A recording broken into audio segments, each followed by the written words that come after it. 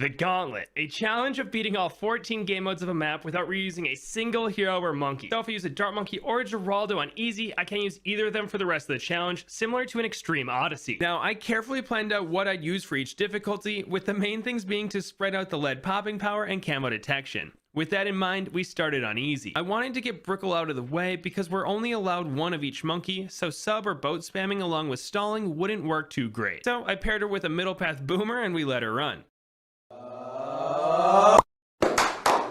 Easy peasy. Next up was primary only, which we only needed Quincy and an ice monkey as nothing gets past his bow.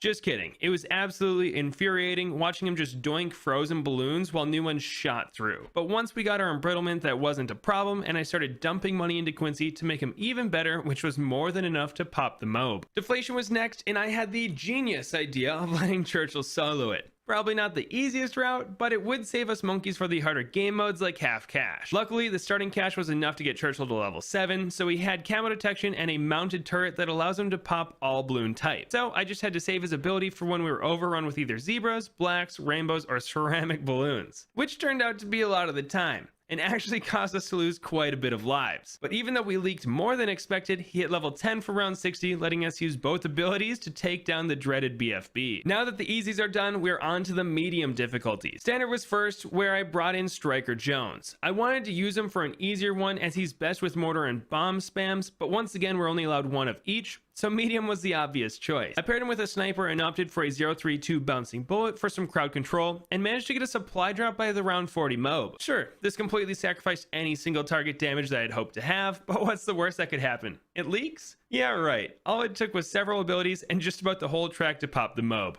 Piece of cake. After that, I got an elite sniper and used all of the money it generated to upgrade Striker to level 15 for round 60, giving us that super low cooldown concussive shell. And just like that, we were on to military only. Luckily, we could start with Gwen here and work towards a heli pilot. Both these guys will have lead popping power and a way to pop camos, so we should be good, right? Right, this one was pretty seamless as we got all the way to a 420 Apache dart ship, so I probably should have gone with weaker towers. I especially felt this because the next one up is my kryptonite, Impoppable. Because I knew I'd struggle, I brought in the engineer, a mortar, and the ultimate trump card Geraldo. Probably overkill, but I was determined to win. I started with the NG, got some turrets down, placed Geraldo, and started leaking. Huh. And then leads and camos came, and we didn't have enough money to deal with that either. So I sold the engineer, got down to mortar, popped the leads, sold the mortar, got Bob the Builder back down, and gave him some camo detection. Not the most elegant solution, but it's allowed in Extreme Odysseys, so if Ninja Kiwi allows it, I allow it. Time to get the mortar down, and we made a Regrow Farm. Well, I knew this one would suck, but then I got an idea. An idea so dirty that it just might work. What if I started with Geraldo and placed so many shooty turrets down that he became a makeshift engineer? And then I could get a mortar down early for those leads that I know are coming. Easy. Now I just need to get some more turrets down, and I decided to completely cut the engineer out of this run solely out of spite from the last attempt. In fact, to prove Jerry's superiority, I bought more shooty turrets than the engineer could have ever placed. Then I got the decamo option for the mortar, and I was ready for the hard part of Apocalypse. The time had come to absolutely load the field with fire minions, pickles, bunnies, and the occasional blade trap when I got scared. Which was all the time. It was really weird placing the fire minions so often because of how fast the rounds were going, but out of nowhere, we beat the mode. Hashtag Geraldo OP, hashtag engineers are bad. The last medium difficulty is reverse, and I brought in a Dora and a Spactory. Though it made for some long rounds, we absolutely crushed everything that didn't involve purples. Even with that though, some spalls at the end of track and we should be fine. So I got a 320 Spactory, saved up until I could afford another one, sacrificed it, and replaced it in between rounds. With these extra levels, reverse is going down. And I made another Regrow Farm. Alright, time to start again. I did just about the same thing, but this time I got all the way to a 420 spiked mines, which destroyed the Regrow Farm that I made once again. Then I just saved up 15k, sacrificed the spines, and got down a new one. Probably unnecessary, but fun nonetheless. This made Adora hit level 10 early, and I used her ability every time I was in trouble, even when it was worthless. And it carried us all the way to victory. Hard mode is next, and we ran the legendary Izili Glue tack strat. I had one simple plan: get an overdrive for general damage, a glue storm for the memes, and use Azili for her totem and level 10 mob hex. Though it did help that the glue storm and strike popped camo purples. Everything went according to plan, and we were doing so good that we could get a glue storm before the tack zone just for fun. But that was more than enough damage for everything sent our way, especially since we put them in the middle of Cubism. Magic Monkeys only and double HP mobs were both up next, and both were easy from start to finish. For MMO, we ran Oben, Ninja, and a Super Monkey, and crushed with the Bloon Jitsu and Savitar. As for double HP mobs, we had Pat Fusty, a stronger stimulant alchemist, and a Spectre. I really like running Pat and double HP mobs because it slaps and hugs buy you tons of time, but now we're on to the big boy. Half cash. I saved the big three just for this: the Dart Monkey, the Submarine, and Benjamin. I knew that the free dart and cheap sub could help me get Ben down comfortably. It was just if we had enough damage to finish the run with these guys. If needed, I still had that engineer to play with, but it would be funny if we never used them. Anyway, I went for a sharpshooter and a ballistic missile with the goal of getting a crossbow master. But my dreams were cut very short as we didn't even make it to round 50. So what could we change? Well, I did the same start, but this time audible to a reactor to help out the sharpshooter. This worked much better, and we were even chugging through the later 50s, but I leaked 16 balloons when I only had 15 lives left. So we had to start over once again. I was pretty confident this strat would work as we were only a few $1,000s away from a crossbow master, but I just couldn't get it. So right before giving up and working with an engineer, I tried one last thing. We got a Juggernaut on the straightaway and paired it with a 204 submarine. Using the straight line for the jug and Ben's vision for the sub, we were able to save all the way up to an Ultra Juggernaut in round 55, which was more than enough damage to carry us to the 70s. It was on round 72 where I sold the Ultra Juggernaut and replaced it with a crossbow master, which was really all we needed. But I pushed this over the top by siphoning the round 80 ZOMG down to a BFB to end my over hour-long suffering of this difficulty. 3 heroes and 8 monkeys left to take down the final 3 difficulties. The pressure was on. For ABR, I started with Sada. I saved her for as long as possible, and I think this is where she'll be most useful.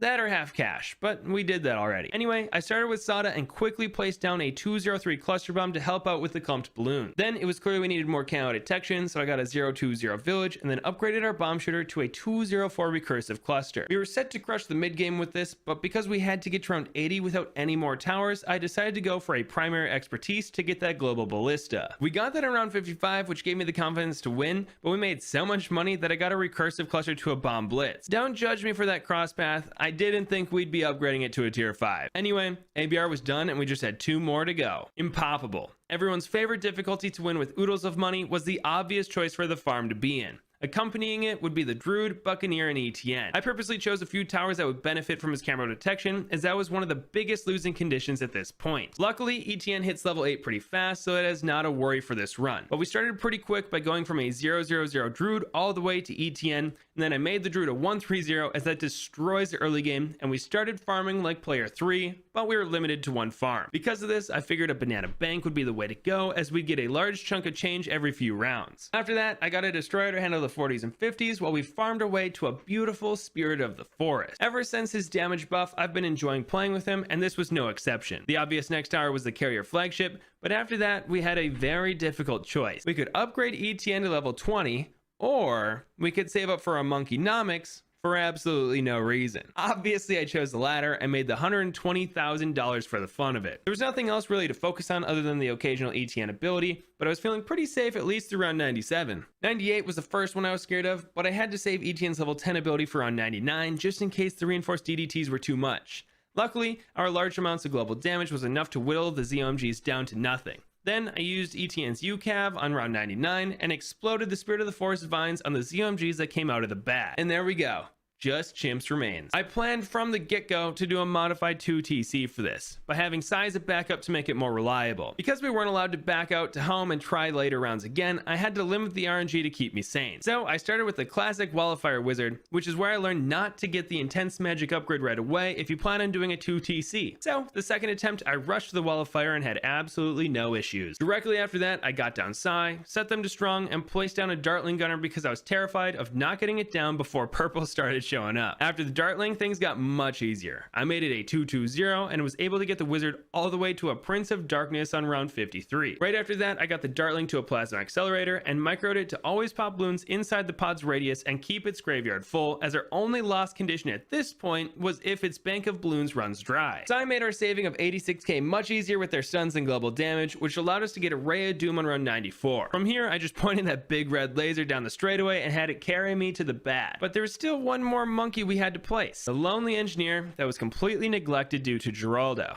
So, since no monkeys left behind, I plopped him down during the final round and popped the remaining Bloons. Though this little guy had no pops, he was a valuable asset to the team and he earned us the sweet glue gunner insta-monkey. But with that, we beat every difficulty on Cubism without reusing a single hero or monkey. We're gonna see if we can beat every difficulty of Candy Falls without reusing a single monkey or hero. So, if we use Sada or a dart monkey on easy, we won't be able to use either of them for the remaining 13 difficulties. Now, I plan on saving those two for a while, so we started off this challenge on easy with Gwen in the middle right of the map. This will give her tons of time to attack Bloons, as well as giving her an amazing spot to throw her cocktail in tough rounds. Next, we got a mortar down and targeted the start of the track. If needed, we can micro this guy, but I don't think that'll be necessary for a while. Anyway, we upgraded him to a 2-3-0 on round 14, and he was handling most of the balloons. There were just two things to look out for: purples if they got past the mortar, and camos, as our only way of popping those is with Gwen's cocktail. What's funny is that the first time these appear are back-to-back rounds of 24 and 25, and both went off without a hitch. The mortar was already fast enough to handle purples, but on round 29 we had enough money to make it an artillery battery, 3xing its attack speed. Now we just had to burn the rest of the camos and we were good to go. Round 33 we got most of them, with our road spikes taking care of the rest, and we got all of them on round 36 and 37. Then we took down the mob with our mortar's ability and a tiny bit of micro. Onto deflation, where we'll be running Ezili and attack zone. We placed these two in roughly the same spot and hit play. We figured that this was one of the few tier 5 monkeys we could afford for deflation, and Ezili would provide camo detection with her totem and even decamo the Bloons once she is a high enough level. This worked great as we unlocked her totem right as we needed it. Round 45 is full of camo purples that Ezili needed help with, and the 10 life sacrifice was well worth not leaking any of them. Then her totem came off cooldown just in time for the round 47 camo pinks, letting us pop enough of them to still have a mana shield. There was just one problem. Round 48 has 30 camo purples, and we don't have a totem available. We got really close with just her Heartstopper ability, but we had to restart to try to save her totem for this round. We did the same thing through round 46, but this time decided not to use the totem on the round 47 camo pinks. This took us all the way down to 37 lives, but at least we were able to pop the Bloons on round 48. Now, with 27 lives left, we can only use her totem 2 more times, but that shouldn't be an issue with her being able to decamo Bloons soon. The first of these 2 totems was needed on 51 with camo ceramics, bringing us down to 17 lives and a shield, but it wasn't off cooldown for the camo pinks on 53, which made us restart again. We tried a few different placements and even swapped to Quincy for a run, but what we finally settled on was putting them both down on the left, with Ezili being able to see all 3 levels of the track and the tack zone near the back. This worked way too well and let us cruise to round 45, where we had to use our first totem to take down the camo purples. As we know, this lets it come off cooldown for 47, but we had to beat that round without it and save the totem for 48. With these new placements, we had a whopping 103 lives after tanking this round, and were able to use the totem to beat round 48. We did accidentally make a Regrow Farm on 49 though, but that's nothing we can't fix with a well-timed Heartstopper ability. Round 51 needed the totem again, and this time our tack zone was far enough back for it to come off cooldown in time for the camos on 53. We did leak a bit, but we finally got past this round. Round 55 was a bit scary with the ceramic rushes, but we took them out without a leak, and this finally made Ezili hit level 9, which lets her decamo Bloons with her main attack. Going into deflation, I thought she unlocked this at a much lower level, but it all worked out. To take advantage of this level up, we microed Ezili on round 56 so that we didn't have to use a totem to beat these camos. I really wish she had camo priority like ninjas, but we managed to get through it. Anyway, the final few rounds were a piece of cake, as the only ability we had to use was on round 60 to take out all the ceramics inside the BFB. Whew! Who knew that deflation would be the hardest difficulty for us to beat? Anyway, on to primary only, where we'll be running Striker Jones and a boomerang. We placed these two on the left as this spot works so well for deflation that we figured it'd work for the rest of the difficulties. Right away, we got the boomerang to a 0-3-2, and man was it crushing the rounds. There was just one problem. We have no way to pop camo Bloons. yet. You see, we have the bionic augmentation monkey knowledge point that lets turbocharged boomers hit camos when their ability is active, and that was our plan. Unfortunately, we couldn't afford this upgrade until around 25, so we had to leak the camo that comes on 24. After that, the only camo rounds are 33, 36, and 37, which we handled pretty well, as the only balloons to get to the spike pile were 2 camo reds on round 33. So we did have to use 5 spikes in total, but other than that, nothing got through. Not even the mob on 40, as our boomer crushed it at the very beginning of the track. On to medium difficulties, and boy did I plan these poorly. All we had for medium standard was a monkey ace and Benjamin. We started off with a base ace and saved up for our sushi king. Hopefully his extra money, biohack, and Trojans will be enough to help our ace pop everything. This extra money came in huge, as we were able to get a 0-2-3 Neva miss on round 18. Although I would have loved to give it rapid fire and lots more darts, the middle crosspath solves both of our problems. Not only does it give the ace camo detection, but exploding pineapples will be our only way to pop leads until we can afford the Spectre upgrade. Is this a terrible idea? Probably. But we have the targeted pineapples monkey knowledge point that makes pineapples only get dropped near the track, and when we pair that with wing monkey, we get a somewhat consistent lead popping option. I mean, neither round 28 nor 30 got very close to leaking. Rounds 37 and 38 were a bit tougher, but Bloon Trojan helped out a lot. Both rounds we popped a few leads at the very end of the track that normally would have leaked their child balloons, but Trojan took care of that. Then on round 39 we made a Regrow Farm, but that was solved with a well-timed biohack. So far we've leaked quite a few balloons, but Ben is on it, giving us 5 lives at the end of each round, plus he made round 40 very easy. But this let us save all the way up to the $23,000 Spectre upgrade, which we got on round 45. And from here, it was an easy win. I don't even know if I touched my keyboard again before popping the BFB. Moving on, we have military only. For this, we were running a submarine and Churchill, 2 strong towers, so this shouldn't be too bad. We started off with a 000 sub, and this let us save all the way up to Churchill, who we placed at the start of round 9. From here, we got our sub to a 420 Angry Reactor and watched these two do work. They absolutely destroyed everything except for mobs. I had to use Churchill's level 3 ability on rounds 40 and 50, but other than that, it was smooth sailing all the way to 51, where we had enough money for an Energizer. This crushed the rounds, and the next time we used an ability was round 60, where we used both artillery barrage and armor piercing shells just for fun. The next difficulty is my biggest weakness: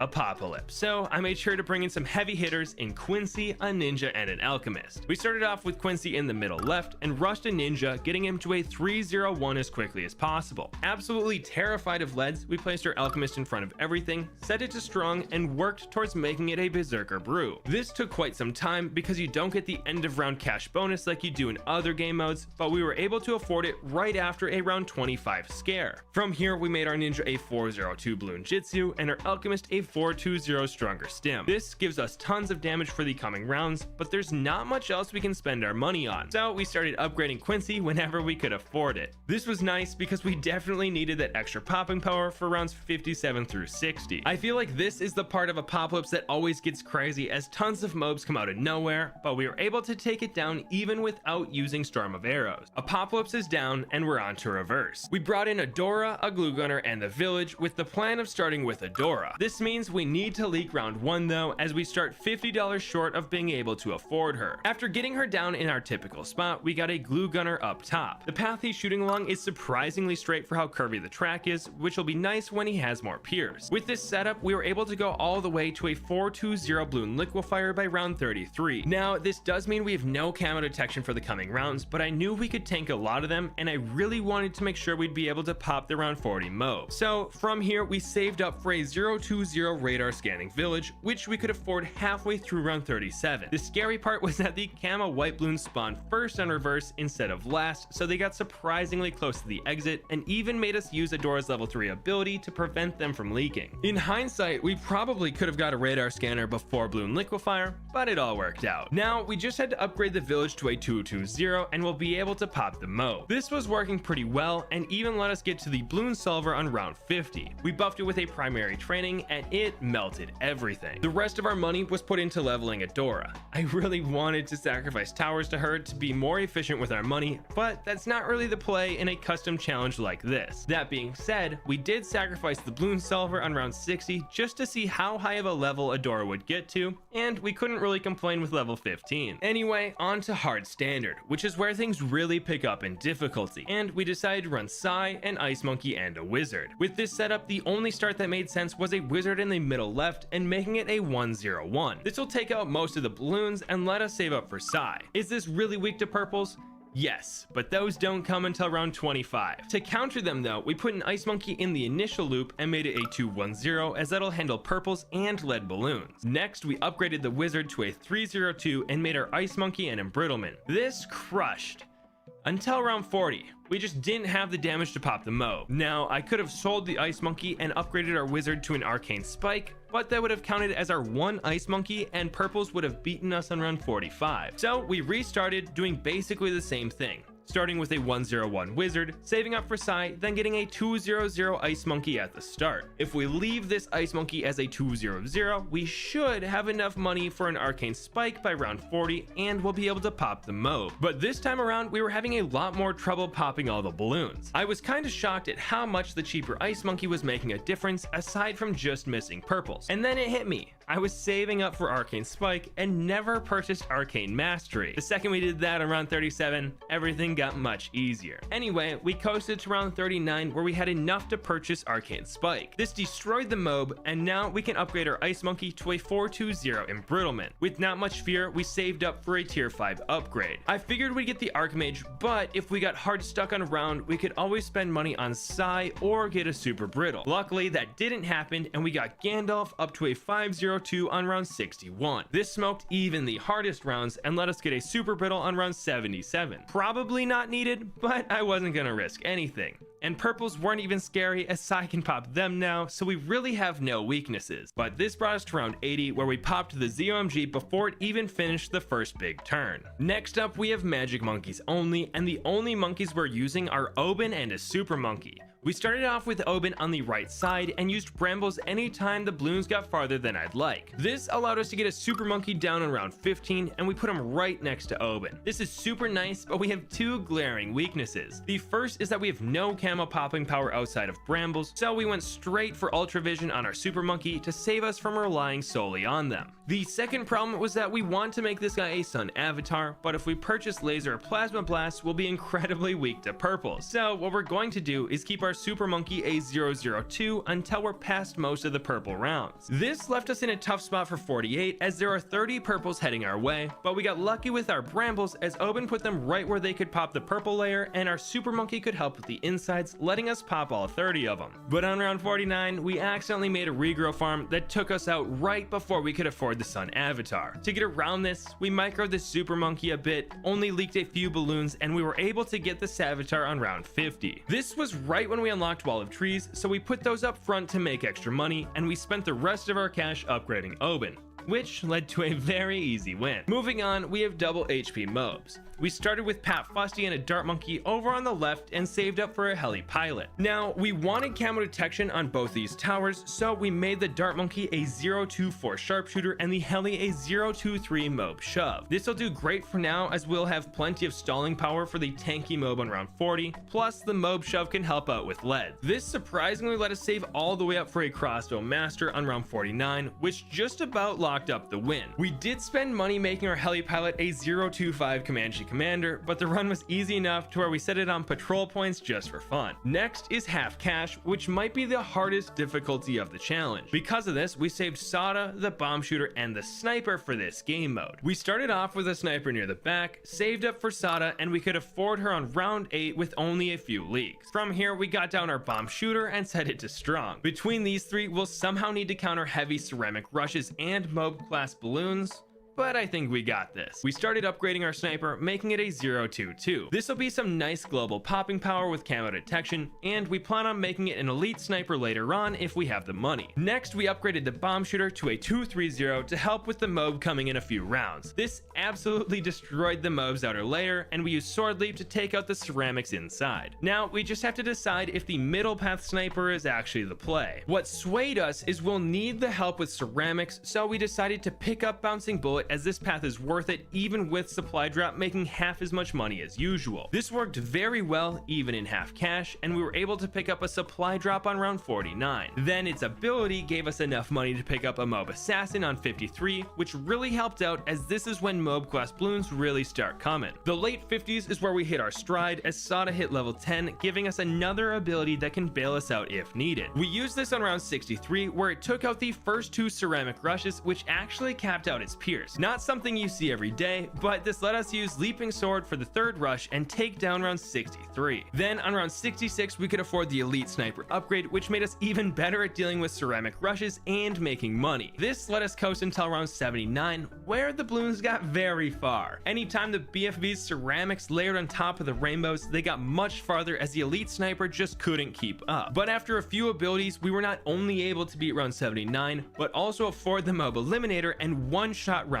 80. Bang! Half cash is done. Next up, we have ABR, and we'll be using Geraldo, the Druid, and the Beast Handler. We started off with the Druid and saved up for Geraldo, though we didn't get him down right away as we wanted to be able to afford him and his action figure early on. So we placed Geraldo on round 7 and then upgraded our Druid to a 100 so he could pop the leads coming on round 10. This set back our NFT plans, but we managed to buy it on round 13 for just over $1,400. Now it was time to upgrade our Druid to a Druid of the Jungle. This guy shreds the early game, which is exactly what we need, and pairing him with Geraldo is nice for ABR because we can just give him a camo potion every 10 rounds to solve that issue. Once he became a 130, we placed down some of Geraldo's turret. I was debating if we should be limited to just one of them, but since plenty of turrets were placed in Geraldo's one tower chimps, we allowed more than one to be placed here. Plus, it would be a pretty boring run if we were only able to get one of his turrets. We got 4 of these down and then saved up to make our Druid a jungle's bounty. This will not only make us money, but also give us more lives every round, which also increases his pierce. Now we just have to prepare for round 40 with another turret, a Jerry's Fire, and some pickles. This was barely able to take down the fortified MOAB, but you don't get any extra points for killing it quickly, so I was okay with it. Now we just had to save up for the Spirit of the Forest, a hefty upgrade, but with selling the NFT we were able to get it and Heart of Thunder on round 50. This happened to time itself out perfectly with Geraldo unlocking his bunnies right at this time, so obviously we got Hopsy, Flopsy, Button, and Dave next. Probably would have been enough to win, but our Druid was making us so much money that we dumped some of it into Geraldo and started placing down his upgraded turret. I really wanted a Paragon Totem as well, just for fun, but we were barely short on money when we took down round 80, got that ABR medal, and we didn't even use the Beast Handler. Onto the second to last difficulty, we have Impoppable.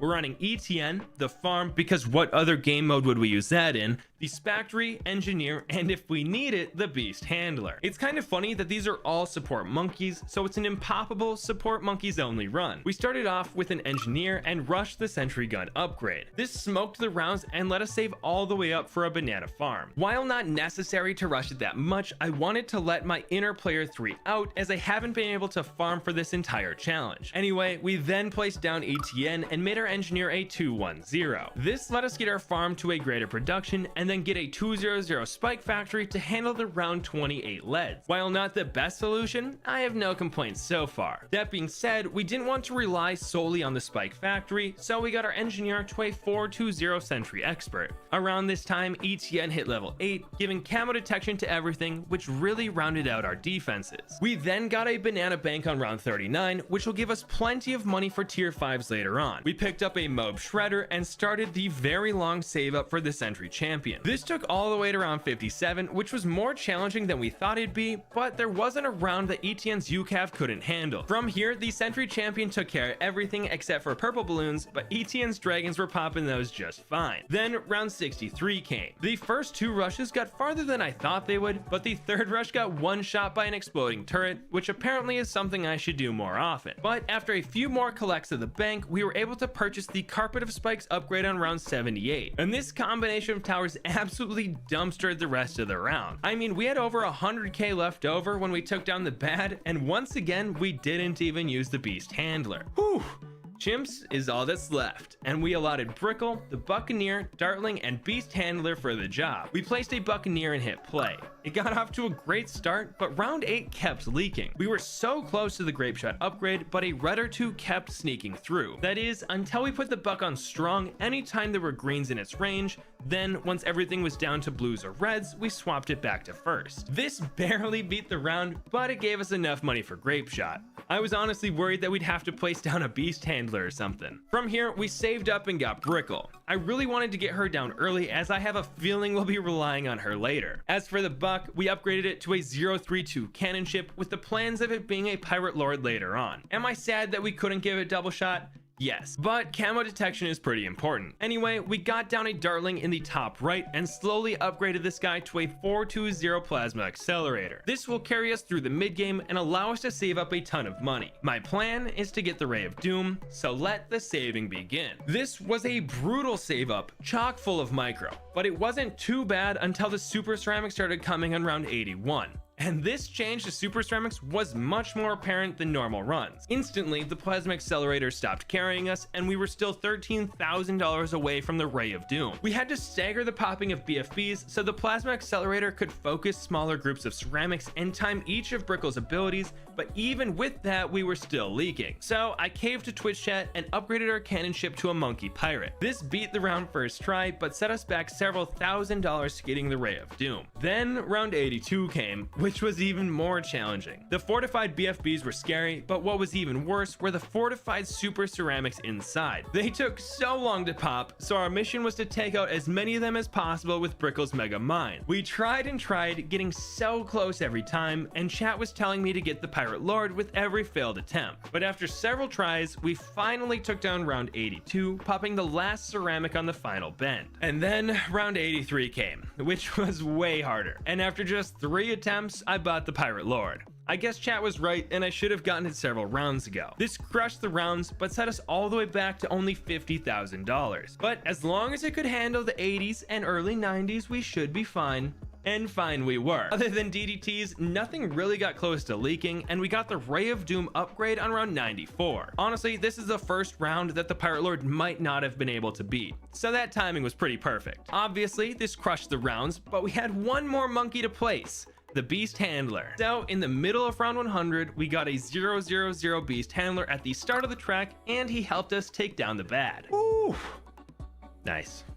We're going to try to beat every difficulty of Frozen Over without reusing a single monkey or hero. Meaning, if we use Benjamin and a Dart Monkey on easy, we won't be able to use either of them again for the rest of the challenge. We started off on easy with Brickle and a Beast Handler. Probably a bit overkill for the first mode, but I wanted to get off to a good start. We put Brickle in the middle of the pool and the Beast Handler just below her. This handled the early game and let us slowly build up our Beast Handler to a 220, putting the Atosaurus up front to pop the lead balloons and the Barracuda by Brickle for general popping power. This coasted all the way to round 18, where we purchased the Great White upgrade. Going into this run, I wasn't sure what upgrades we were going to get, but because I almost never go the top path on the Beast Handler, the Great White stood out to me. Unfortunately, we won't really get to see the true power of this guy because the game will end after round 40 and we're only allowed one Beast Handler for this entire challenge. So we won't be able to merge some beasts together to make them more powerful. Now, on round 30, I spent quite a bit of money leveling up Brickle. This is a common thing to do in a challenge like this because we can't get any more monkeys down, and I didn't think we'd get enough for an Orca by round 40. But this was the only time I regretted it, as we were less than $1,000 off of this upgrade when the Moab came, and it would have been fun to see the Orca one-shot it. But we managed to pop it anyway and get through our first difficulty only using the Beast Handler and Brickle. Next, we have primary only with Adora and the Bomb Shooter. This does mean we have absolutely no camo detection, but that won't be a problem.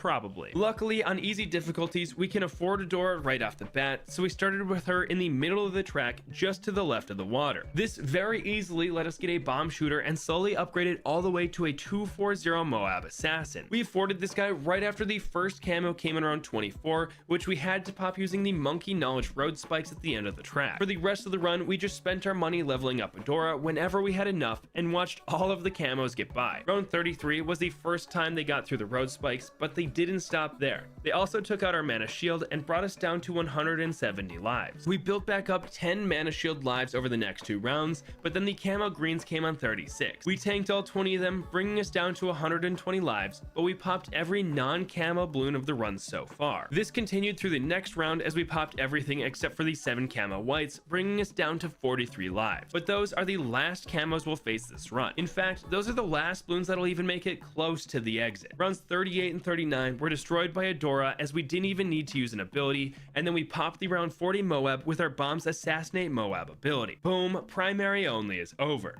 On to deflation, where we budgeted Rosalia, the village, and the engineer. Our crosspaths were a 230 Monkey Intelligence Bureau and a 420 Sentry Expert. This will give us plenty of popping power as well as letting us pop every type of bloon pretty easily. I don't really know what to say here other than it absolutely crushed. We just had to fly Rosalia to a decent spot and set her to grenade mode, and then the monkeys took over. We didn't even have to use an ability until round 60, where we popped the BFB with our scatter missile and jetpack abilities, though even here they probably weren't needed. So we've beaten 3 easy difficulties and only used 7 monkeys total.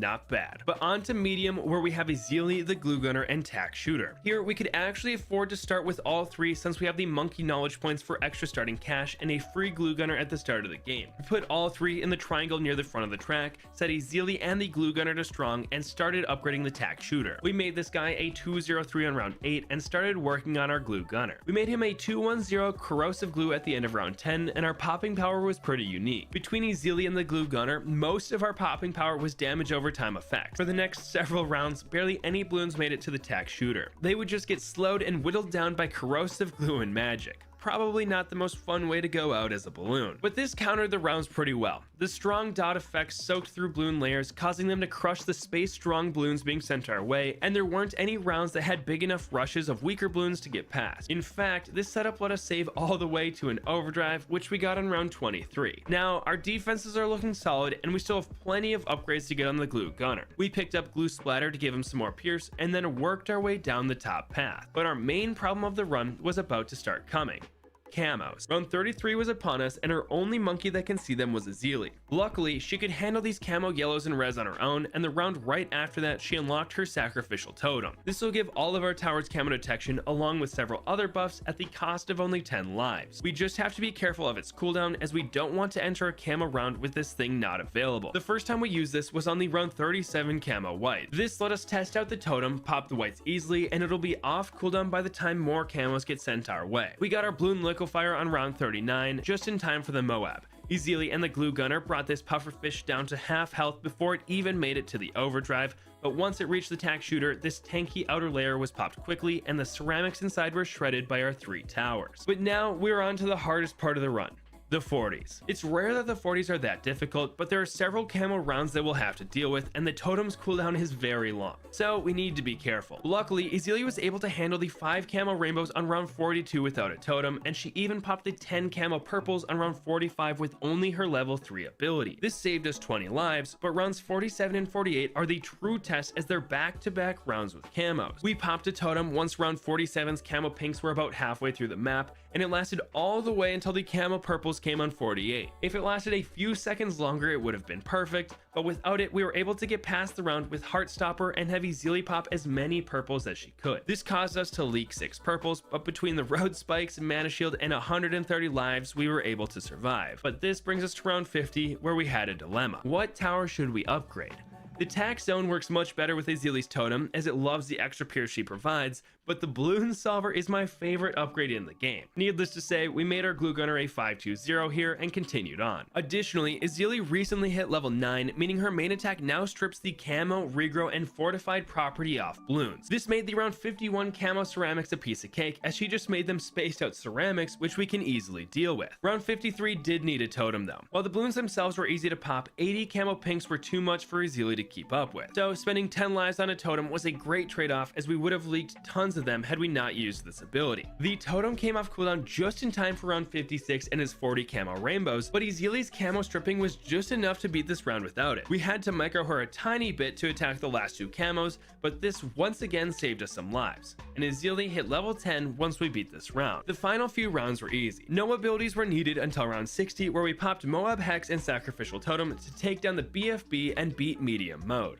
On to military only, where we're bringing in Quincy and the Dartling Gunner, 2 very solid towers for a challenge like this. We started off with Quincy, placing him right where the tack shooter was last game, and saved up for a Dartling Gunner, which we put at the back of the track. We quickly upgraded this guy to a 2-2-0, and every round was fairly easy. We just needed to make sure that Quincy hits level 7 by round 28 so that he can take care of the lead balloons. I knew this, planned for it, and still messed it up. I spent most of our money upgrading the Dartling Gunner to a laser cannon right before round 27 ended, and this left us less than $100 off of being able to afford Quincy's exploding arrows. I swear, streaming makes me so much worse at this game. Here, we could have started over and done things right, but instead we pointed our laser cannon at the end of the track and popped as many balloons as we could right after the road spikes took out the lead layers. This let the spikes take out 2 leads, causing us to only leak 4 of them. Not ideal, but after the spikes in Mana Shield, we were left with 82 lives and a level 7 Quincy. With this, we popped round 30's leads pretty easily, though I did use Rapid Shot to make sure we'd get them all. From here was pretty smooth sailing. The next rounds I was worried about were 37 and 38 with their layered leads, but Quincy took care of them no problem. We didn't even micro the Dartling Gunner until round 40, but even here it wasn't needed. We popped the Moab before I even moved this guy around, so we just locked his targeting back to the front of the track and continued on. Round 42, we picked up the Plasma Accelerator and speed ran the rounds. Nothing really made it on screen until the round 45 purples, but Quincy took those out pretty quick. On round 48, we moved the Packle back a bit so we could see what balloons were coming our way, and we started spending the rest of our money leveling up Quincy. Probably not necessary, but there's no way we'd be able to afford the next Dartling upgrade, so I figured why not make Quincy a bit stronger. The rest of the run was simple. No micro or abilities needed until the BFB, where we used Quincy's Rapid Shot to take it out. And the best part was Kramer came in at the end to watch us beat the mode. Next up, we have Impoppable, the first difficult mode we'll face today. We're bringing in Oben, the Sniper, and Submarine. We started off with Oben near the front and the Sub in the middle body of water. The Sniper and Sub will have to handle most of the camos this game, so I put the Sniper in a spot that would give vision for the Submarine later on. Now,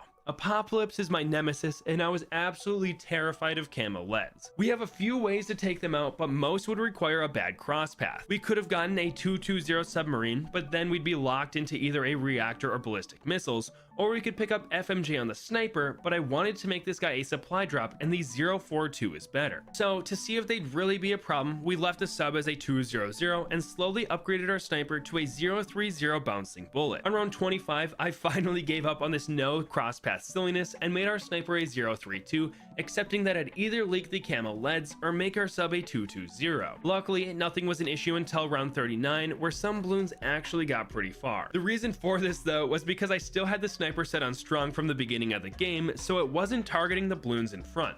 An easy fix. We changed him to first and quickly got enough money to make him a 0-4-2 supply drop, giving him lead popping power and the supply drop ability that'll make us some extra money. This let us get our Submarine up to a 204 APD in the 50s, but even with that, we were quickly getting overwhelmed by all the Moabs. Right as this was becoming a problem though, Oben's Wall of Trees came off cooldown, letting us safely absorb a Moab, a few ceramics, and plenty of weaker balloons, letting us catch back up and beat round 60. Whew!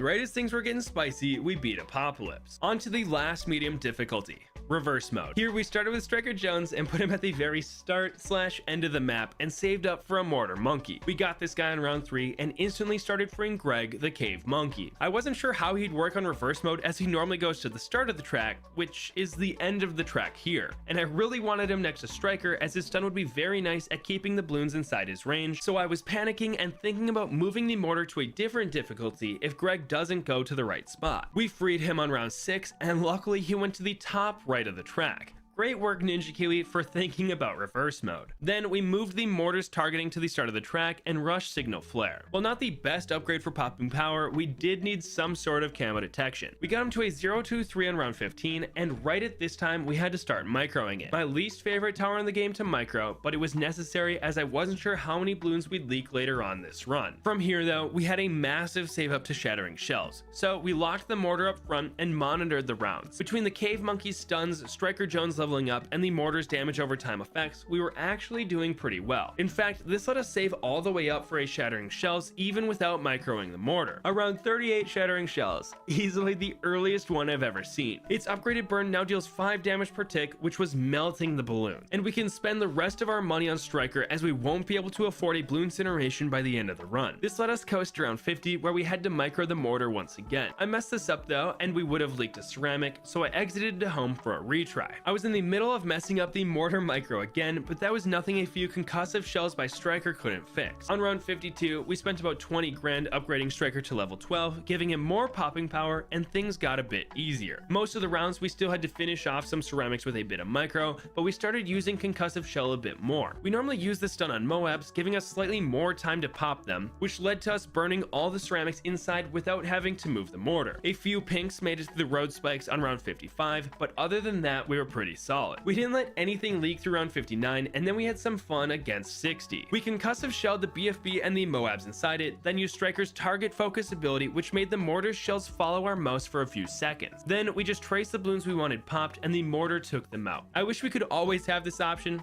but that's not the case. With that though, we beat the last medium mode and only have 7 hard modes left. Starting with hard standard, we brought in only Corvus. We've basically done a Corvus 1 TC before, so how difficult could a hard run be with just him? Starting off, we had to tank round 3 to be able to afford him, but this left us with $973, 100 lives, and 10 mana shield lives heading into round 4. We placed Corvus at the very front of the track so that he could haunt balloons before his spirit popped them, which will give him plenty of mana. Now, Corvus's base spirit can solo the early game, so our only focus is to use Soul Harvest whenever it's up and spend all of his mana on nourishment. This will let us power level him, making the mid and late game much easier. We did this method of spending all our mana and money power leveling until round 25, where we finally used a different spell. Our spirit can't pop the purples that come on this round unless Corvus haunts them, so we cast Trample once they were near the end of the track and moved on. The next challenge was the round 28 leads, and we had a few choices. Do we spend our mana on Ember or Spear to take them out easily, or do we try to get them all with a well-timed Soul Harvest? We went for the latter, so we spirit walked Corvus to the back of the track and took them out with 1 reap of his green spirit scythe. We did this again in round 30, but they were too spread out to get them all. So we cast Ember to take out the final 3 lead balloons. Because of this, round 31 was free, but we needed to cast Trample for the round 32 purples. This took them out just fine, but left us too short on mana to cast Vision for 33. Not the biggest deal, as we can tank them all, but I'd like to save as many lives as possible for later in the run. To save a few lives, we used what little mana we had on Soul Barrier and only leaked down to 81 lives. We learned our lesson though.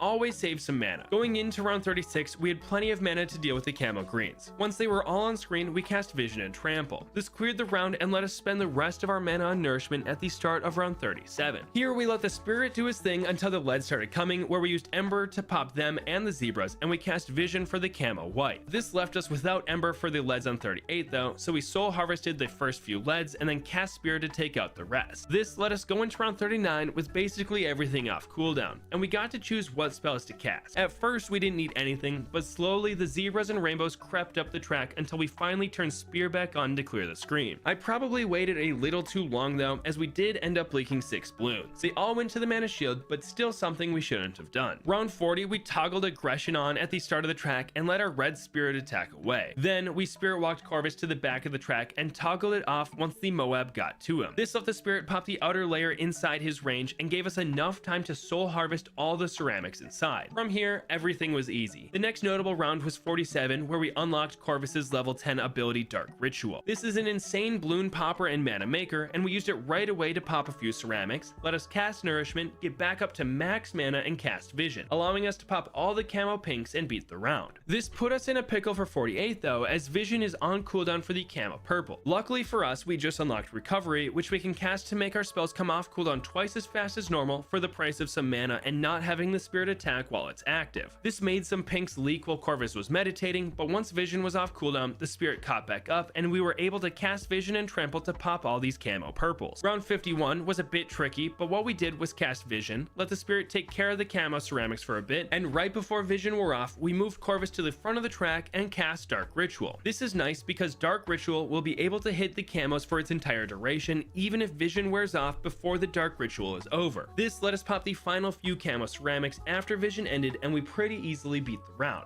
We did this trick again on round 53 as we had to pop 80 camo pinks. We started off by letting them fill the screen, then we cast vision and the rare haste spell. We don't use haste that often, but it did let us wait a little longer before casting vision, as the spirit could zoom to the back of the track to pop the balloon. The spirit quickly caught back up with these camos, and once vision was almost over, we cast dark ritual. This kept the camos at bay while we cast aggression to pop the 3 Moabs that come on this round. And with all this, we popped everything but 5 camo pinks, which were fully tanked by our mana shield. And from here, we kind of coasted to round 62. Nothing crazy happened during this time, as we just needed to cast Spirit and Aggression to deal with any big rushes. Round 62 though, that was a different story. By far the round that took us the longest to beat. There were just so many purples that we had to pop that don't all fit on the screen at once, and after that we had to deal with 5 Moabs, 2 fortified Moabs, and 15 camo rainbows. Talk about a doozy of a round for Corvus. After tons of attempts, this is what we came up with. We started the round with an Echo Repel, which lets us stall the purples like crazy, letting more of them fit on the screen. Then once they got to the very back of the track, we cast Trample. Echo was still active for this, so not only did we get to pop all the purples on screen, but we took out 4 of the 5 Moabs. Next, we cast Frostbound to stall some more purples and reaped as many of them as we could with a Soul Harvest. This gave us some mana to work with, so we cast Soul Barrier to tank the remaining purples, moved Corvus to the back of the track, and once the last purple leaked, we cast Vision and Dark Ritual. This popped all the camo rainbows and gave us the mana to cast Ember, Aggression, and Storm, which let us pop the final 3 Moabs, 2 of which were fortified. Whew,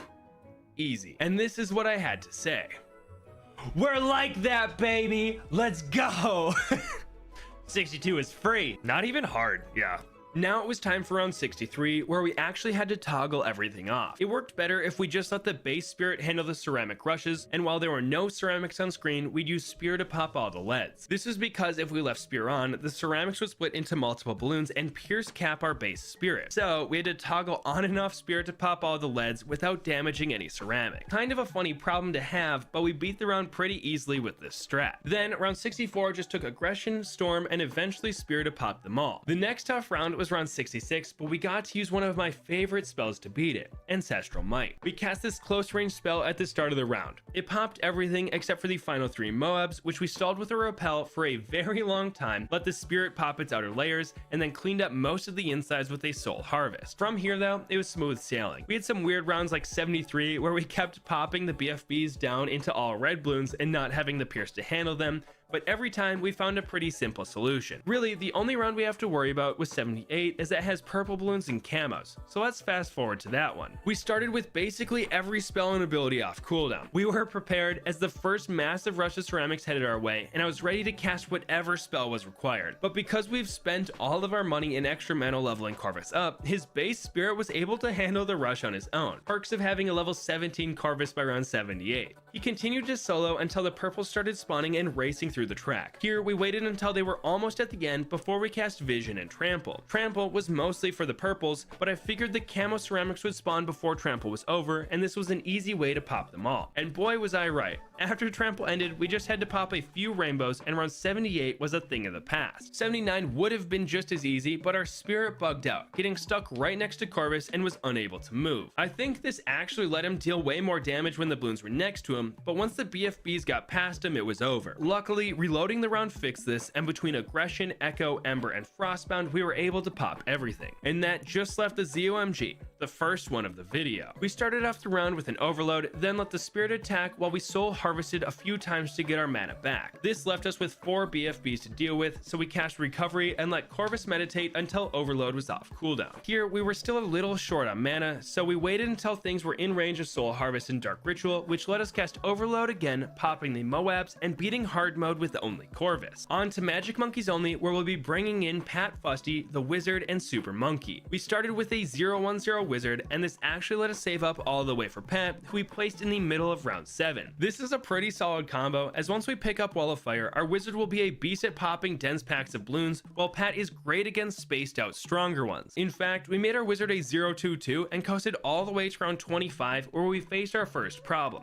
Purples. Pat was set to strong, so he popped as many of them as he could, but 2 of them flew through his short range before we could hit them, meaning they made it all the way to the exit. Fortunately, our road spikes were able to pop almost all of these, as only 1 blue got through, taking out 2 of our mana shield lives. not bad. At the start of round 27, we got a massive power spike as we purchased Dragon's Breath on our wizard, making him much better. We're still weak to purples, but that'll be solved next as it's time to save up for a super monkey. Pat and this 032 wizard crushed the rounds, letting us get the super on round 33. Kind of funny as this round only has camos, so the super couldn't even help out, but we quickly made this guy a 002 for that knockback and camo detection. I really wanted to make him a sun avatar, but if we picked up laser blasts, we wouldn't be able to pop camo purples, so we started buying these supers middle path upgrades. We made him a robo monkey on round 46 and set him to first and close. This guy gives us great coverage as he can pop everything that Pat and the wizard can't, as well as providing tons of support on ceramics and moabs with his knockback. This crushed the camo purples on round 48 and left us with some options for what to spend our money on for the rest of the run. The first thing we did was pick up a summon phoenix on the wizard, as this makes his main attack much stronger and gives him a very strong ability, and then we saved up for a tech terror, a risky upgrade as our super monkey will lose its ability to pop purples, but everything else will get stronger. Plus, the only purple rounds left are 62 and 78, neither of which are camouflaged. So in theory, Pat should be able to pop the purple layers, and if they do overwhelm us, we can use the tech terror's ability to catch back up. Luckily for us, we couldn't even afford it until the end of round 63, so we don't have to worry about the purples on 62. Instantly, the tech terror took over, popping almost everything at the very start of the track. The only thing that made it to Pat Fussy were some ceramics when BFBs or fortified Moabs came our way.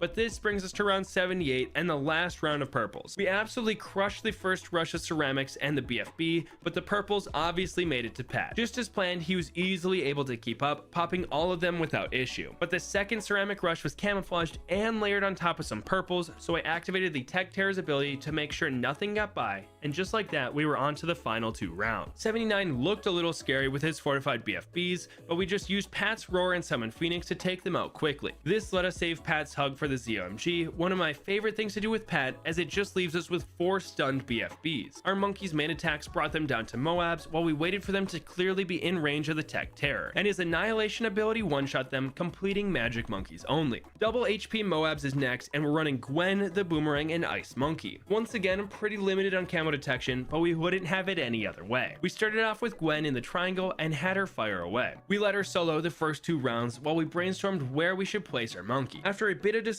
we got the Boomer in the middle of round 6, just below Gwen. This way, he had plenty of time to attack, we'll get Gwen's heated up buff, and should be able to reach frozen Bloons in the future. We made this Boomer a 022 as fast as possible, and then put our Ice Monkey down in the rhombus at the bottom left. Personally, I think it'd be cool if the Ice Monkey got an attack speed buff on this map because it's frozen themed, but that might make him a little too good. Anyway, after this, we made our Boomerang a 032 Bionic Boomer, and then popped the round 24 Camo Green with Gwen's Cocktail. It was clear that we'd need more help with camo soon, and we have 2 decent options. The first is making our Ice Monkey a 200 Cold Snap, which we did in round 25, and the second is getting our Bionic Boomer off to a turbocharge. This doesn't have camo detection naturally, but with the Bionic Augmentation Monkey Knowledge Point, it can see camos when its ability is active. Between this, the Ice Monkey, and Gwen's abilities, I'm hoping we'll be able to pop every camo balloon. We managed to make our Boomer a 042 on round 32, which lets its ability come off cooldown for all the camos on 33. Here we messed around with Gwen's Cocktail and seeing how many camos the Ice Monkey can deal with on its own, so we can have a better sense of what to expect for the future. Unfortunately, it wasn't very good as we had to use turbocharge to clean up,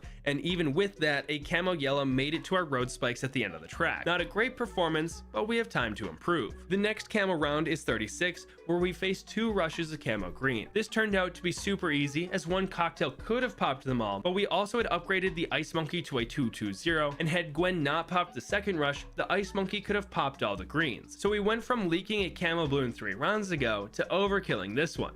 Not bad. 37's camos were popped with a turbocharge, and we got the money to make our Ice Monkey a 420 embrittlement. This let us coast for quite some time, but we did have one problem. Our only upgrades left cost $28,000 and $38,000, so we are forced to save up for quite some time. These 3 towers did well for a while, but once we got to the 50s, we had to start using our abilities to pop the Moabs and couldn't save them for only camos. Because of this, we leaked 2 pinks on round 53. It was avoidable because we had Firestorm ready, but having these 2 get popped popped by the road spikes was worth keeping Firestorm as a safety net. Luckily, some other camo rounds like 56 were made completely visible by our Ice Monkey so we could continue popping Moabs with turbocharging cocktails. We barely held on through round 57, but at the start of 58 we had the money to make our boomer a 052, and with this we can save all of our abilities for camos once again, as this guy can pop all the normal balloons on his own. A good example of this was round 70, where the boomer took out all the rainbows and we popped all the camo whites with a Firestorm and then a turbocharge, but this let us save up for a super brittle, which we got on round 75, and from here it was smooth sailing to round 80. Not a single round was difficult, and we even managed to pop the ZOMG before it made it to the super brittle, so our Ice Monkey didn't even help out with the round. On to half cash, one of, if not the most difficult mode in the game, so we're bringing in Geraldo, the Ninja, and Alchemist, three of the best monkeys we have. The only problem is that all three are too expensive to start with, so we have to hit play and have our road spikes pop a few balloons for us. Luckily, we only need $5 to be able to afford a Ninja, and we put him right where Gwen was last game. This guy did really well popping the next few rounds without any leaks, and then we picked up Seeking Shurikens. This let him pop everything until the end of round 10, where two red balloons finally got by. We're not worried though, because this is exactly the time where we could buy the Ninja Discipline upgrade, making him attack 42.8% faster. We picked up Sharp Shurikens at the beginning of round 14 and started our first big save up. We're going for Geraldo and his NFT, meaning we need to get to $1,430 to be able to afford both right away. The reason for this is because every way of making money in half cash is halved except for sell prices, meaning the NFT can actually give us quite a bit of money if we hold on to it for a while. The hard part is just saving up for it. Things were pretty easy until the 20s, where balloons started getting through. We leaked a few on rounds 21, 22, and 23, but we were getting close to our goal. Luckily, round 24 is easy, as it's the first showing of camos, and it put us just $25 away from our goal. So we put down Geraldo, hit play, and got the money for the NFT about halfway through round 25. Now, we just needed more popping power. The easiest and quickest way to do this is getting a shooty turret down, but leads come very soon, meaning we need the Alchemist ASAP, and there was really only one thing to do. Tank 50 lives worth of balloons on round 27 so we could buy the Elk for 28. Down to just 29 lives, we put the Elk where he could only buff the Ninja, set him to strong, and hit play. This beat the next couple rounds, and we were well on our way to buying double shot. This will be a huge jump in power for us, but we were a bit weak for round 31, as enough balloons got by to bring us down to just 15 lives.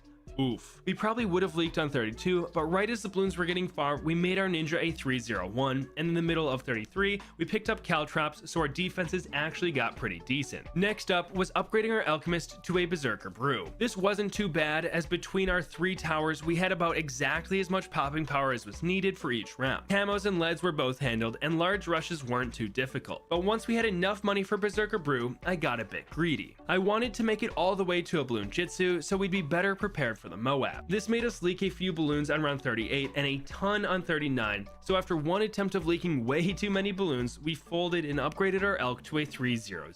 This might put us in a tough spot for the Moab, so I put down a glue where I thought it would pop. With this setup, we popped the Moab layer and glued the ceramics inside it, giving us enough time to pop them all. The next few rounds were a piece of cake though, and we easily were able to save up for a Bloon Jitsu, and right after a stronger stim. So we have Geraldo, a 402 Ninja, and a 420 Alchemist.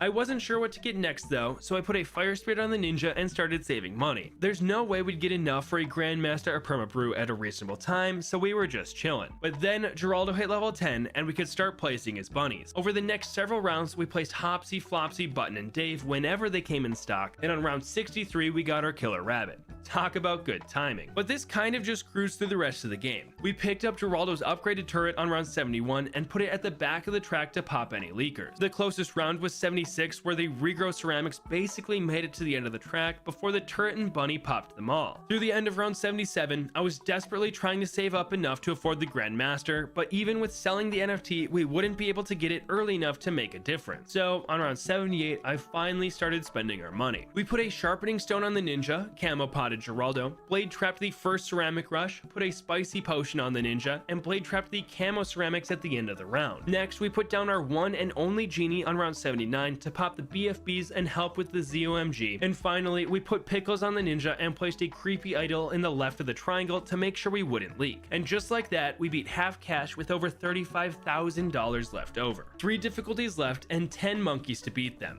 We got this. Next up is ABR. Obviously, we started with Sada. She crushed the first several rounds, not letting anything leak. This let us get the heli pilot in the middle of round 8, and we locked its positioning right next to her. The next pick was clear. Get the druid. But then chat had an idea. Why don't we see if Sada and the heli can do this by themselves, and then we can have the druid as a backup for the next 2 modes.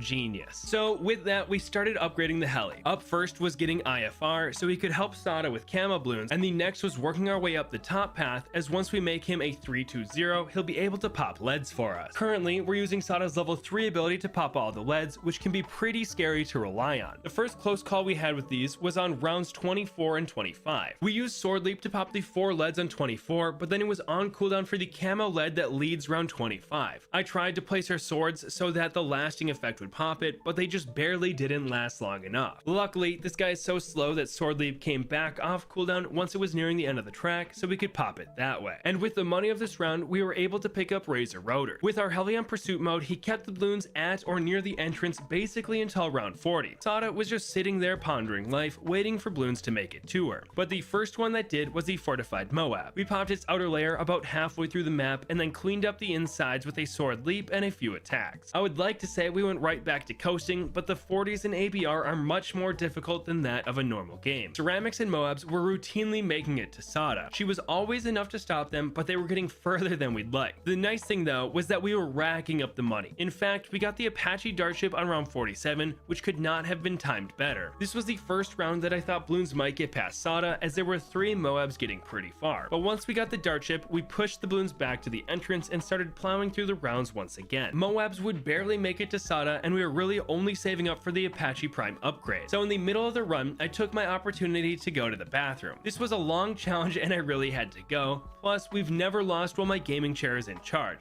so I knew we were in good hands. I came back to round 58 where we were still crushing it. This continued to the 70s where really only fortified Moabs and BFBs would make it far, but even those weren't close to leaking. And at the start of round 73, we upgraded the heli to a 5-2-0 Apache Prime. With the rest of our money, we upgraded Sada as much as we could, but she never attacked again. The Apache Prime popped everything before they made it to her. What a relaxing run for Sada. But with that, we saved the druid and we're on to Impoppable, the first difficulty where we can't leak at all. We brought in Churchill, a Dart Monkey, Ace, Banana Farm, and we threw in the druid since we didn't use him last run. We started this run with the Ace and Dart, set the Ace to Wing Monkey, and hit play. This handled the rounds just fine and let us get down a Banana Farm near the end of round 11. Was this greedy?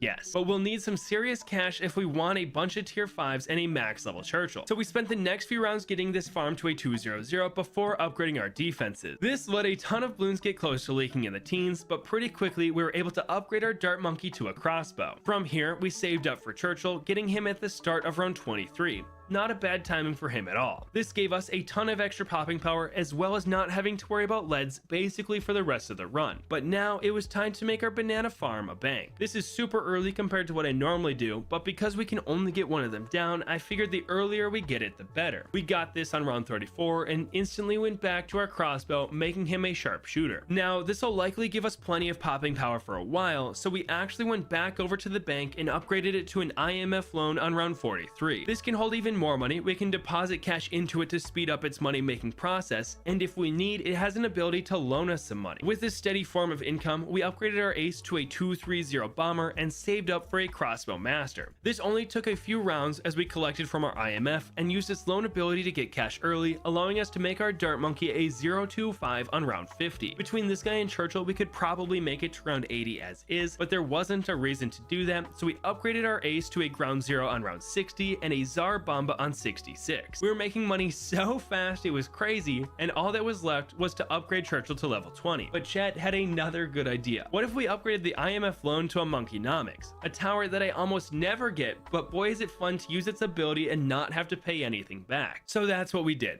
For the next 25 rounds, we just popped Bloons and made money. But that brings us to round 91. We had our same towers and $90,000 ready to spend, but that's still 30k off this tier 5 upgrade. It was clear that we need an upgrade in DPS soon, as just a group of BFBs on this round made it super far. I mean, a green balloon made it all the way to the end, only to be popped by a road spike. Luckily for us, we had abilities ready to be used. For the next few rounds, we kind of spammed Churchill's abilities. On 92, we used both of his and barely squeaked by. On 93, 63, we just used Churchill's artillery barrage once all the DDTs were on screen, and we beat the round fairly easily. And on round 94, we used both whenever they were off cooldown. And it was this round that I found out where I placed Churchill is his best spot on the map. Going into this run, I thought it looked nice as he'd have a few straightaways to shoot down, but look at how hard he clutched up at the end of round 94. I mean, he popped so many super ceramics when they were going around the bow tie on the right side of the track. But this brings us to round 95, where we could finally afford the Monkeynomics upgrade. Our kind of pointless task is completed, but now we need to pop the 30 DDTs. We waited until the screen was full of them to drop a Tsar Bomba. This popped most of them, but we cleaned up the remaining few with an artillery barrage, and this leaves us with two options: spending our money upgrading Churchill, or place down the Druid. Just like last difficulty, we figured trying to win without the Druid was the way to go, as it'd make Chimps a bit easier. So we started saving up. We popped everything but the ZOMGs on 96 with the Ace's ability, waited for a while they marched down the track, and then popped those with another Tsar Bomba. I was having way too much fun with this ability as I almost never go this path on the Ace,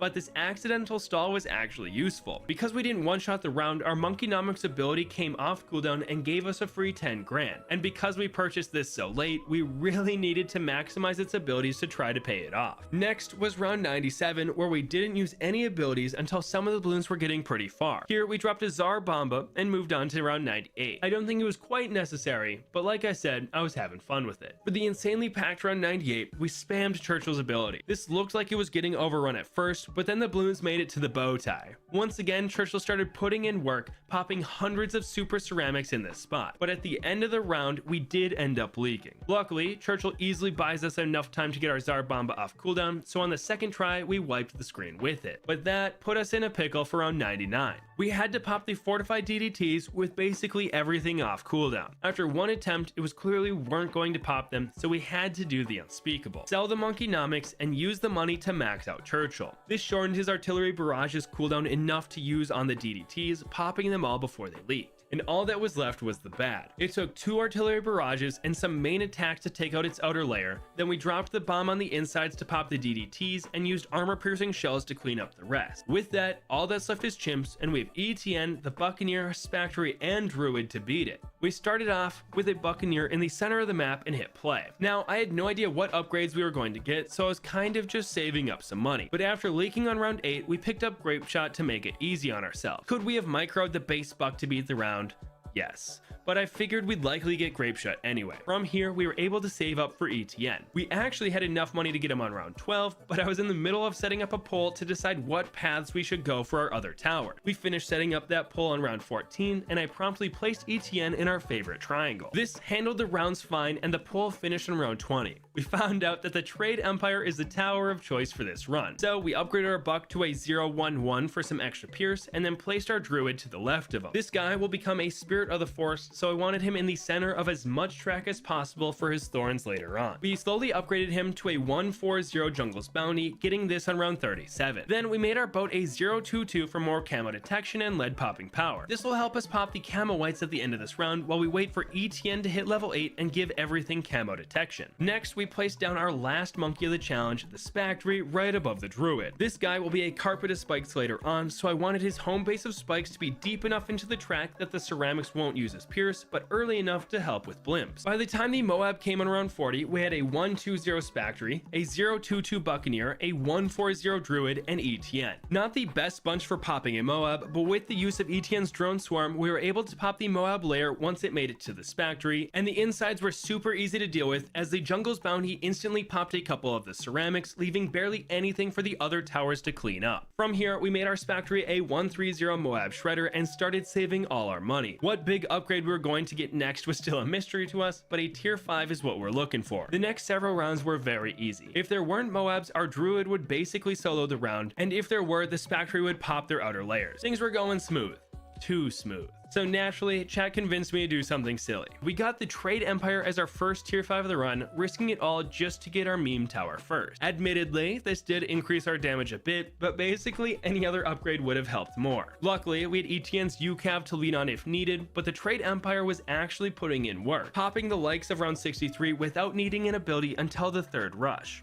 not bad. We used the new UCAF for this, and because it was the end of round 63, it stayed around for a bit into 64, popping the first few Moab. So 64 wasn't difficult either. From here, we kind of coasted. Sure, the Bloons were getting really far each round and we were popping the last of them in the bow tie, but other than that, we were fine. As it turns out, we didn't even have to use an ability until round 71, where I got a little too scared of the Moab. We might have been fine, but I didn't want to risk it. This was okay though, as the next time we used an ability was round 75, where we needed to pop all the BFBs that end that round. It didn't clean up everything, but once again, Jungle's bounty came in clutch, finishing off the Bloons in the bow tie. We used Drone Swarm for 76 and 77, and we countered both ceramic rushes of 78 with a UCAF. This gave us enough money to get the Spirit of the Forest, making our Druid a 2-5-0. Instantly, our defenses got much stronger, which could not have come at a better time, as Super Ceramics are just a few rounds away. Next, it was time to make a Carpet of Spikes, so we quickly upgraded our Spectre to a 1-4-0 Spike Storm and started saving money once again. Nothing was really an issue, but we did use Spike Storm a couple times in the 80s just to speed up the round. And before the DDT started coming, we picked up White Hot Spikes so the Spectre could help with them going forward. It was clear that the 90s were a step up in difficulty, but still we weren't too scared. It wasn't until round 93 where we used the Spike Storm's ability out of need for the first time, as I wanted to pop the DDTs before they made it too far. But after we popped these and a few BFBs, we got the money for a Carpet of Spikes, the last tier 5 of the run. I personally love it when the track is covered with thorns and spikes, which is why I went these two paths. But it's also nice that both of these towers are in a decent spot power-wise. The rest of the 90s were taken out pretty easily. The Carpet of Spikes popped all the blimp layers, and the Spirit of the Forest took care of the rest. Sure, the Trade Empire and ETN were doing their fair share of pops, but they were definitely getting carried at this point in the run. ETN hit level 20 on round 99, leaving us with nothing else to spend money on, so we're going to finish with a decent amount left over. The fortified DDTs didn't stand a chance against our towers, as they got popped before they even reached ETN, and the bad didn't do much better. Its outer layer popped in the bottom left square, and its children were taken out shortly after. But with that CHIMPS run, we beat every difficulty of Frozen Over without reusing a single monkey or hero. We're going to try to beat every game mode on 4 circles using the least amount of money possible. We'll start with easy, placing Gwen in the middle and our free dart monkey slightly in front of her so that he can pop any purple balloons heading our way. With that, I hit play, hoping that we wouldn't have to purchase any more monkeys. My only real worry was camo balloons, but not many come before round 40, and Gwen's cocktail would be able to handle most of them. Round 33 was proof of this, as they didn't even get past the spike pile at the end of the track, and we still had 200 lives and a mana shield as a buffer. This brought us to round 40, where we waited to use Gwen's cocktail until the mob was almost popped so that the fire would burn up the balloons inside, and this worked so well that nothing even made it to the end. On to primary monkeys only, where we did the same exact thing.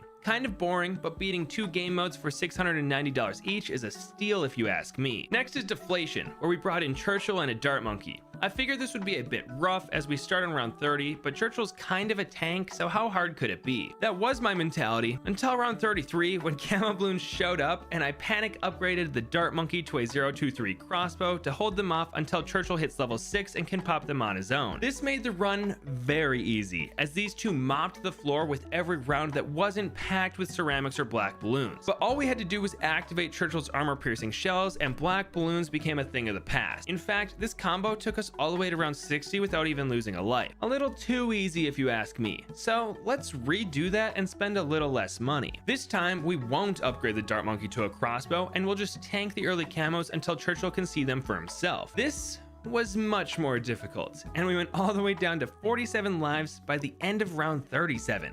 Yikes. Luckily, Churchill got his red goggles before any more camos came, and we were able to build our mana shield back up to its max of 25 lives. Now, to just do exactly what we did last run, and we should be good to go, right?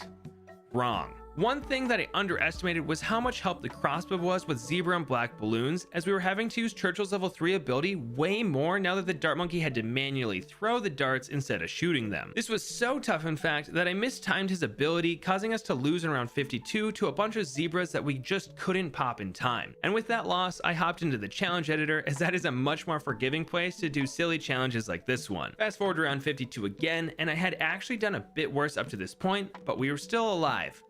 Barely. 18 lives and a dream, baby. That's all we need. Round 52 caused us some trouble again, but with just one redo, we were not only able to just beat the round, but we somehow popped every single balloon. The magic of timing abilities. Anyway, the stressful gameplay wasn't going anywhere, as rounds 54 and 55 are exclusively filled with ceramics and mobs, both of which are pretty good against our defense if our ability is on cooldown. The first attempt of 54 snuck through, but to take it down, all we had to do was spam our ability and pray. And this was so effective that I did it again for round 55, and it actually worked first try. And with this, we were able to coast all the way through round 60, earning the deflation medal for only $1,530. Next was just normal medium mode, which in my eyes is just deflation but easier, as we get experience on Churchill a bit earlier. So I started with our free dart monkey and saved up until round 7 for this $1,800 hero, and he got to work. With this extra XP, Churchill had camo detection by round 33, so we were able to save over 150 lives just like that, giving us a huge buffer for the rest of the run. And we really didn't have any issues, as Churchill just plowed through the rounds and took down that BFB. Now, at this point, I wanted to mix things up and not just use Churchill for this entire video. So I put on Sada and fired up Impoppable. I figured her plus an alchemist would do wonders, as she carries the early game and round 60 isn't too much past that. And overall, this theory was pretty correct, as this cheap defense slaughtered everything until round 40, when the Bloons started getting pretty far unless we used her sword leap. This was a crutch that I expected to use, but man did it dry up quick. By round 45, not even Sada's ability was enough to contain the Bloons, and Berserker Brew had to be purchased to give Sada a little more oomph to beat the run. Unfortunately, round 49 had other plans, as it was comprised of 7 mobs, which we couldn't even pop with 2 tax bearers on top of what we had. So I had to stoop all the way down to get an overdrive to get us through the horde of blimps that were coming our way. Finally, we had enough to get through the tough spot, and Sada hit level 10, allowing us to sword charge our way through the final few rounds to take down Apocalypse. Not our best score, but we'll continue on and try to spend less going forward. Wait, hang on just a second. The next clip is reverse mode. Did he miss military only? One sec, let me call him. Hey, Josh! Did you forget military only? You buffoon! When can you do it? Waiter's future Josh. Whoa, future Josh here, and I'm about 4 hours away from going on vacation, and I just realized that we skipped military monkeys only, so I threw on ETN and hopped into 4 circles. I kind of needed to beat this one quick, so I plopped down a Buccaneer and made it a 2-3-0 cannon ship. I assumed that this combo would smoke the rounds, but once again round 55 had other plans, especially since UCAV was on cooldown. I tried timing ETN's drone swarm several times to no avail, but then I had a genius idea. What if I bought a base sniper monkey and set it to strong? This brings a surprising amount of utility against ceramics because of the ceramic shock monkey knowledge point, which makes snipers slow down ceramics with every shot. This was a bit of a Hail Mary, but it worked incredibly well and let us move on with 91 lives, and this was more than enough to take down round 60. But with that, I'm leaving for vacation, and you guys can go back to footage that has a face cam. Next up was Reverse, and we threw on Quincy, as he has good damage to every type of balloon, and we paired him with a Wall of Fire wizard to help out with any thick rushes. This worked wonderfully, until it fell apart in the 40s. Starting in round 47, the combo of camos and ceramics were just too much for us. Even with spamming abilities, I realized that we were not going to beat this for a reasonable price, and we hopped back over to Churchill to do the same thing we did for medium standard. I mean, it should be just about the same, or so I thought. For whatever reason, Reverse was much tougher, and I couldn't get a Dart Monkey and Churchill to work out. Whether it was the opposite direction or the different order of balloons, something was causing us to fail. So after too many attempts, I caved and went back to the Churchill crossbow combo, and even that leaked all the way down to 84 lives, but we did manage to get the dub and finish the medium difficulties. Now all that's left is the hard half. For hard standard, we brought in ETN so we could skip expensive forms of camo detection, and we paired him with a monkey pirate. This guy has great damage with his 6 cannons, and his hook will help us a ton with the reinforced BFBs that come in the 70s. This was pretty smooth sailing until we hit round 63 for the first time this challenge. Normally 63 isn't too bad, but when you're trying to save as much money as possible, it gets a bit tougher, and it absolutely smoked us even though our abilities were up and ready. It was the 3rd rush that we just couldn't cover. So we did what any sane man would do, and we got a 0-2 wizard for that nice wall of fire. This let us save UCAV for the final 2 waves of ceramics, and we got through without even breaking our spike pile. We continued on, and round 77 was our next big shock. We had to use UCAV right at the end of the round to take down all of those mobs, and by some miracle, it lasted just long enough to get a few shots in on the first rush of ceramics on round 78. Without that, there's no way we would have popped them, but I'll admit it, we got pretty lucky. This let us use UCAV again for the second rush and move on to round 79. This round was much less stressful as we just rotated between Hook, Drone Swarm, and UCAV to pop everything, with their cooldowns able to refresh when the ZOMG came in on round 80. All I did was wait for its outer layer to be almost popped before activating every ability, and we crushed the ZOMG. On to Magic Monkeys only, and I'll admit it, this one was pretty funny. Once again, we ran ETN as he's one of the best least cost heroes, and then we got a 1-3-0 Dragon's Breath Wizard. This absolutely carried, and we didn't even need abilities until round 60 when I popped a Drone Swarm for the BFB. Probably not needed, but I had to get my head in the game for the upcoming rounds. One of which was round 62, as it's chock full of purple balloons that were absolutely destroying our wizard. Nothing a little UCAV can't fix, but we kind of need that ability for round 63. Because of this, I upgraded our wizard to a summoned Phoenix, who let us get through round 63 only leaking a few lives. For the next 10 rounds or so, we just spammed Phoenix and melted balloons, but round 75 actually put up a fight, making us try again. This time, we made sure to activate Drone Swarm right away, and then saved UCAV until the last BFB had spawned, so its leftover duration could be spent popping the massive round 76 rush. This worked flawlessly. The combination of Phoenix and UCAV was too much for the balloons, and we cruised straight through the round 80 ZOMG. This brings us to double HP mobs, and I was sick of using ETN at this point, so we had to put on the best hero in the game, Kaiju Pat Fusty. I knew this would be tricky as he can't take camos on his own, so we had to pair him with something that could pop every type of camo balloon. Our first thought was a Rocket Storm Dartling Gunner, hoping that its ability would be able to counter the ceramic rushes. This kind of worked, but camos were a problem the entire game, and this eventually failed on round 67 to Fortified Camo regen ceramics while Rocket Storm was on cooldown. Annoyed with camos, we switched over to Sada and got a Dartling Gunner in the bottom left. We knew Sada would struggle a ton with the double HP blimps coming later on, so we upgraded the Dartling all the way to a Plasma Accelerator. A bit pricey, but it combos well with Sada as that laser shock lets her do more damage to affected balloons. This combo was so strong in fact that we didn't even leak a balloon, and the only reason that our spike pile was gone at the end was because a BFB nicked it on the way into the map on round 77. Though this required way more micro than I'd like, it was very effective and we moved on to half cash. Luckily for us, half cash doesn't affect us too much as we're trying to save absurd amounts of money anyway. Additionally, this was a new day, so we were no longer sick of ETN and we went back to the savings well of using him for cheap camo detection. This time though, we opted for a 3-2-0 Buccaneer as this destroyer is incredibly efficient at popping balloons for how cheap it is, and then we got an overdrive in the center to handle any blimps coming our way. This worked great until, you guessed it, round 63, where we just didn't have what it took to beat the third wave without a UCAV. Now there were probably tons of solutions, but we opted for a 2-0-0 Alchemist on the tack shooter as the acidic mixture dip gives extra damage to these ceramics as well as letting it pop lead. Additionally, if we needed more help in the future, we could upgrade it to a Berserker Brew. This worked great and actually carried us all the way to the end. Kind of funny that the upgrade needed to beat 63 was enough to carry us through round 80. But after that was ABR, one of the harder difficulties in my opinion, so naturally we completely switched up styles and threw in Psy as they haven't been able to participate yet. We were able to get Psy down on round 4 as our free Dart Monkey beat round 3 for us, and then we backed Psy up with a Dartling Gunner in the middle. This seemed good at the time, but chat and I forgot that leads come so early in this game mode, giving us quite the fright. Luckily, the spike pile at the end popped the lead layer and Psy was able to clean up most of their innards before they leak. You'd think that I'd learned my lesson from this and get down some lead popping power, but instead I prayed that Psy would hit level 6 quickly, and I upgraded our Dartling Gunner to a 0-2-2 with the intention of making it a bads in the future. Obviously went wrong as round 23 has 4 more lead balloons, so we panic bought an Alchemist to handle them. This didn't help with round 24 camo lead balloon, but at least we could upgrade it to an acidic mixture dip later on if needed. But for now, we focus on upgrading the Dartling Gunner, and once it had buckshot, things got much easier. That group damage plus ceramic knockback was very helpful, especially with Psy cleaning up the stronger balloons. This actually let us save all the way up for a balloon area denial system pretty easily, which took its power to another level. This would have smoked hard standard, but ABR is a different beast. I had to manually aim it, dodging all the lead balloons as they just ate up this thing's pierce, and use a ton of abilities just to scrape by the rounds. I mean, look at round 75 and how insanely close the balloons got to the exit.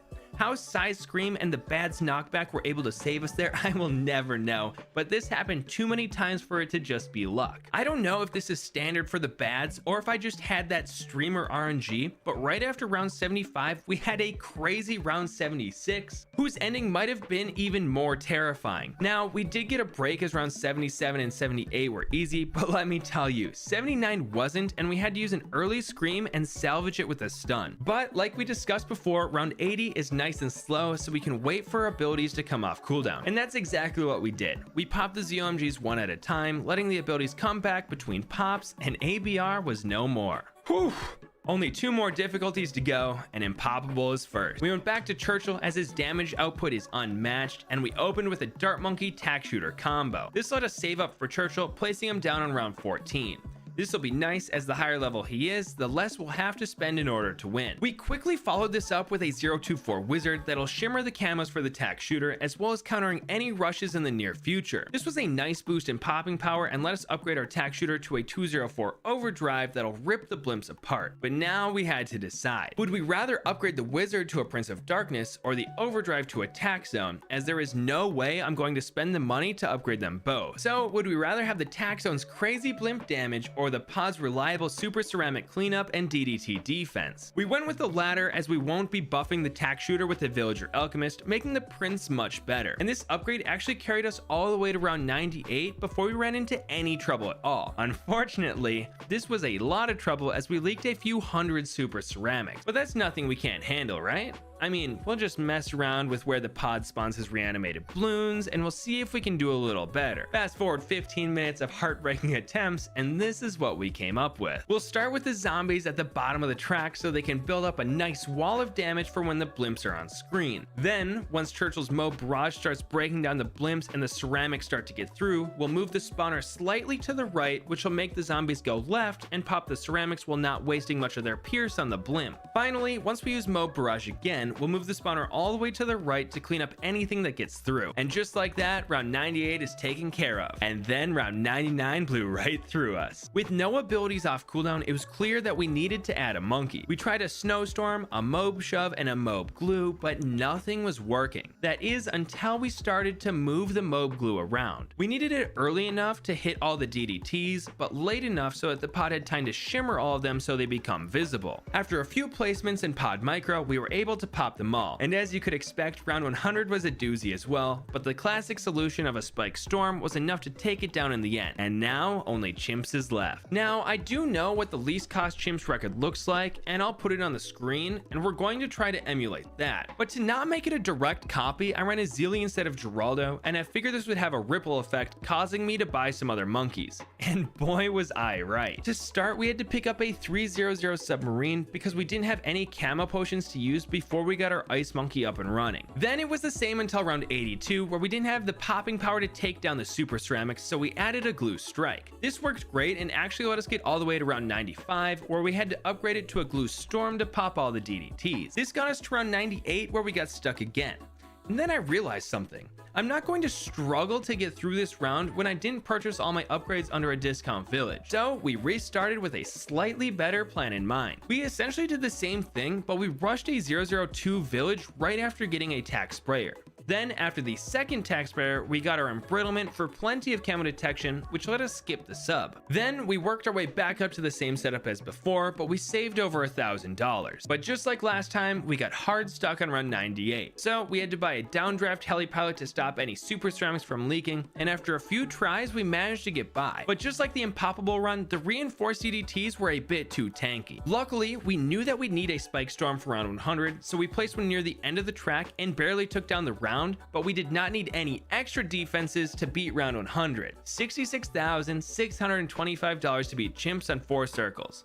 Not even close to the record, but also not bad for trying to spice things up with Zealy. But there we go, we black bordered 4 circles for only $229,960. We're going to try to beat CHIMPS on every BTD game, meaning we'll beat Bloons Tower Defense 1 through 6 without losing any lives, making extra money, selling any monkeys, or using any perks that make the game easier, like monkey knowledge or special agents. Starting with the OG, we have BTD 1, one of the greatest games of all time, being an absolute S tier on cool math games. Anyway, Anyway, we started off with 2 dart monkeys in the top middle of the track. They popped round 1 no problem and made enough money for us to place down a 3rd dart monkey. We put them just above the first 2, and this trio took out the next couple rounds without letting any balloons get by the first pass. But this gave us the money for, you guessed it, another dart monkey. Even with this guy though, the balloons started making it to the back half of the map, but because of where we placed our darts, we had plenty of defenses back there to stop them from leaking. Heading into round 6, we got a 5th dart monkey to help us with the pack of greens heading our way. This is kind of a funny start as none of our dart monkeys are upgraded, but it's what we had to do if we didn't want to leak anything. This managed to pop round 7's massive number of blues, getting the last of them near the end of the track, and this gave us enough money for a new tower, the tack shooter. This guy shoots tacks out in all directions but has a pretty short range, so we put him on the inside of the first curve and started the round. This way, more of his tacks hit balloons with each shot, and he helped out the dart monkeys quite a bit. This round was full of reds and blues, making us enough money that only a little bit into round 9 we could afford another tack shooter, putting it pretty close to our first one. And thank goodness we got it down when we did, because the layered greens and blues were tough to take out. Even with this second tack shooter, the balloons got farther than ever before, as one of them made it to the very end of the track before getting popped. But this is when the difficulty of the run really picks up. Stronger and stronger balloons are being sent every round, and preventing all of them from leaking is pretty tough. We got a 3rd tack shooter down in this area for round 11, and between the 3 of them, they were able to pop most of the yellow balloons down to blues or reds, though 2 yellows did get past them. Over the next few rounds, we got down 2 more tack shooters, but this time in a better spot down bottom. We started with the tack shooters near the beginning to help take out these strong and fast layers,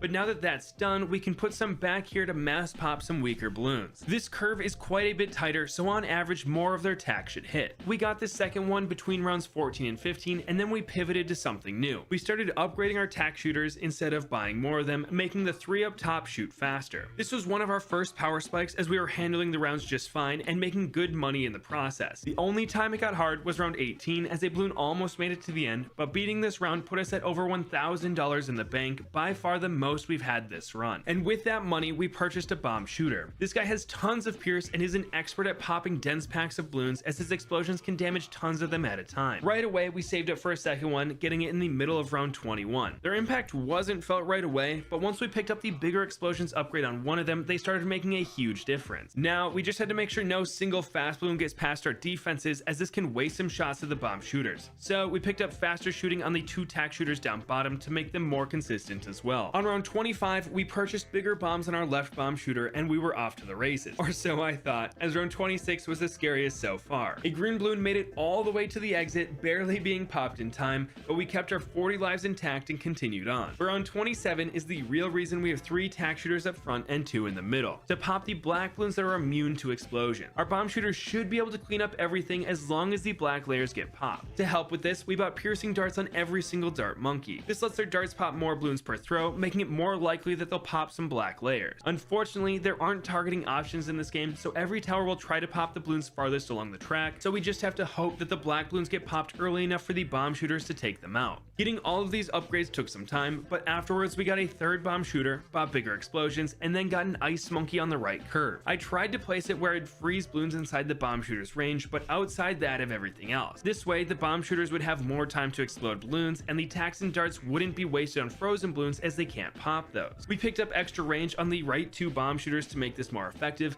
but the balloons were still getting very far. I mean, round 34 had a yellow make it to the end and almost get through. That would have been a disaster. We picked up another bomb shooter in the middle, and it was quickly made clear that we could handle everything for the time being as long as the black layers were popped. So we hoped we could continue this streak and started our biggest save up of the day. $4,000 for a super monkey. There were several close calls, but on round 41 we got him down. There were plenty of good spots for me to place him, but up front is what I decided on. He could still help quite a bit with the back of the track, but we need him most for the black layers. This worked amazing and let us save up quite a bit of money again. A couple black balloons kept making it to the ice monkey though, so we got a new dart monkey in the bottom right to try to pop them, as frozen black balloons were tricky for us to deal with, but frozen yellows were pretty easy. But after this, we easily made it back up to $4,000 and and got down a second super monkey on 45 and a third one on 48. This might have been enough to win as is, but we spent the rest of our money placing towers and picking up random upgrades just for fun. Round 50 is the last one of the game, so I figured we'd try to get as many of our monkeys fully upgraded as possible by the end. But this combination of towers was more than enough to beat round 50, and just like that, BTD1 was beaten on Chimps. Now, I should mention that this challenge was made by the YouTuber Najroom, and he challenged other Bloons tubers to do this, so we'll be following his rules, which will be important in a bit. On to BTD2, which actually has difficulties instead of just one map and mode like BTD1 had. We booted up hard, started with a new monkey in the boomerang, and hit play. The first round went off without a hitch, as the boomerang popped several balloons with each throw. Round 2 was a bit harder though, as we were going to leak several red balloons, losing the challenge right away. Now, we could have stopped them with the brand new road spikes, which you can place anywhere on the map, but I figured spending money on these as early as round 2 was not the play. So we started over with 2 dart monkeys. This was able to beat rounds 1 and 2 just fine, and let us get a third one down for round 3. Things were going great, but round 4 was where that ended. In attempts to pop everything, I spent all my money upgrading one of our dart monkeys, but 3 balloons still got through and we couldn't afford any road spikes. Third tries the charm. We did the same start, getting up to 3 dart monkeys, but this time on round 4, I put down a road spike at the end of the track to stop the balloons from leaking. This let us move on to round 5, and we had the money for a 4th dart monkey. I put him near the back of the track to clean up any balloons that get that far, but even this was not enough. Again, we needed a road spike at the back to stop the balloons. This was starting to take a toll on us, as each spike pile cost $30 and only pops 10 balloons, so we were slowly getting poorer and poorer. This wasn't stopping though. We needed another spike pile for the end of round 6 and placed our 5th dart monkey in the middle of round 7. This handled most of the balloons, but once again we needed a spike pile at the back, continuing the cycle of spending money on spikes that we couldn't really afford. Luckily, round 8 was pretty easy, as it was just a bunch of reds and blues, and our darts took care of them all. I was hoping we'd turned a corner, but round 9 put us in our place. The groups of greens were just too much, as we needed a whopping 4 spike piles to prevent any leak. I would have felt defeated, but this let us afford our first non-dart monkey of the run, the tack shooter. We put it in the top right curve to help out with that track, and round 10 only took 1 spike pile to beat. Not bad, but this is where it fell apart. Round 11 introduced yellows, and they blew right past us, and I didn't get all the spike piles down in time, so we leaked a few balloons and had to start over. Before doing so, I quickly peeked at Najroom's run to make sure it was possible, and I found out he did this on the medium map, so that's what we're going to do.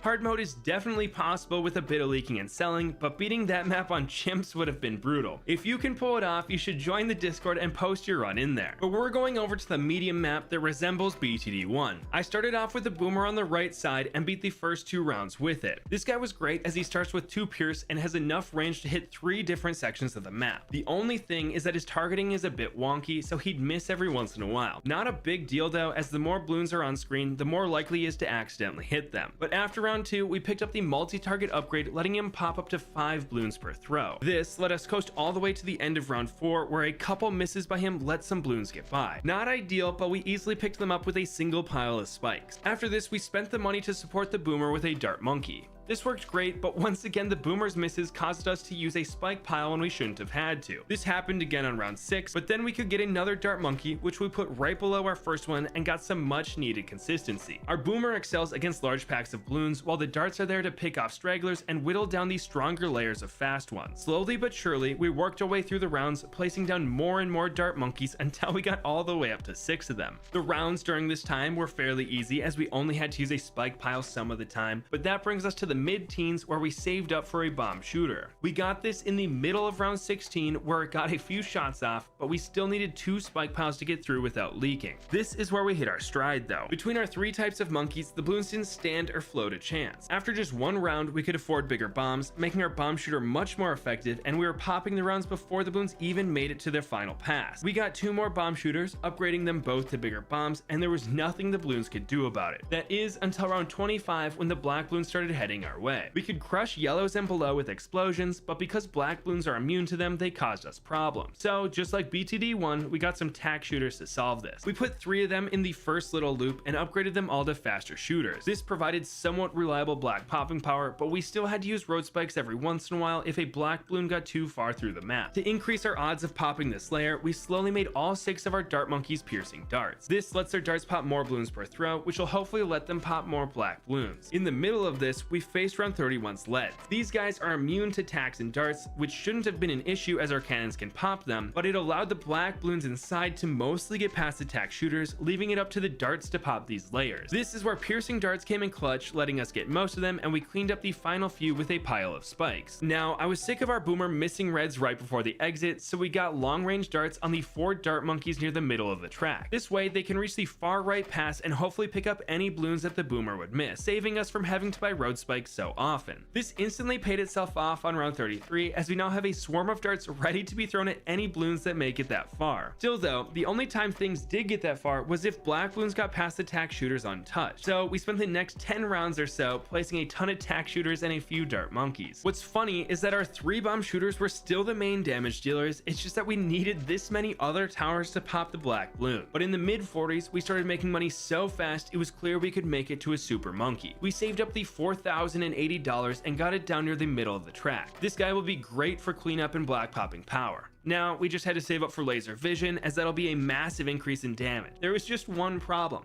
I didn't realize we're on round 50, the last round of the game. So while I should have been spending all my money to beat this final round, I was saving up for an upgrade we wouldn't be able to get.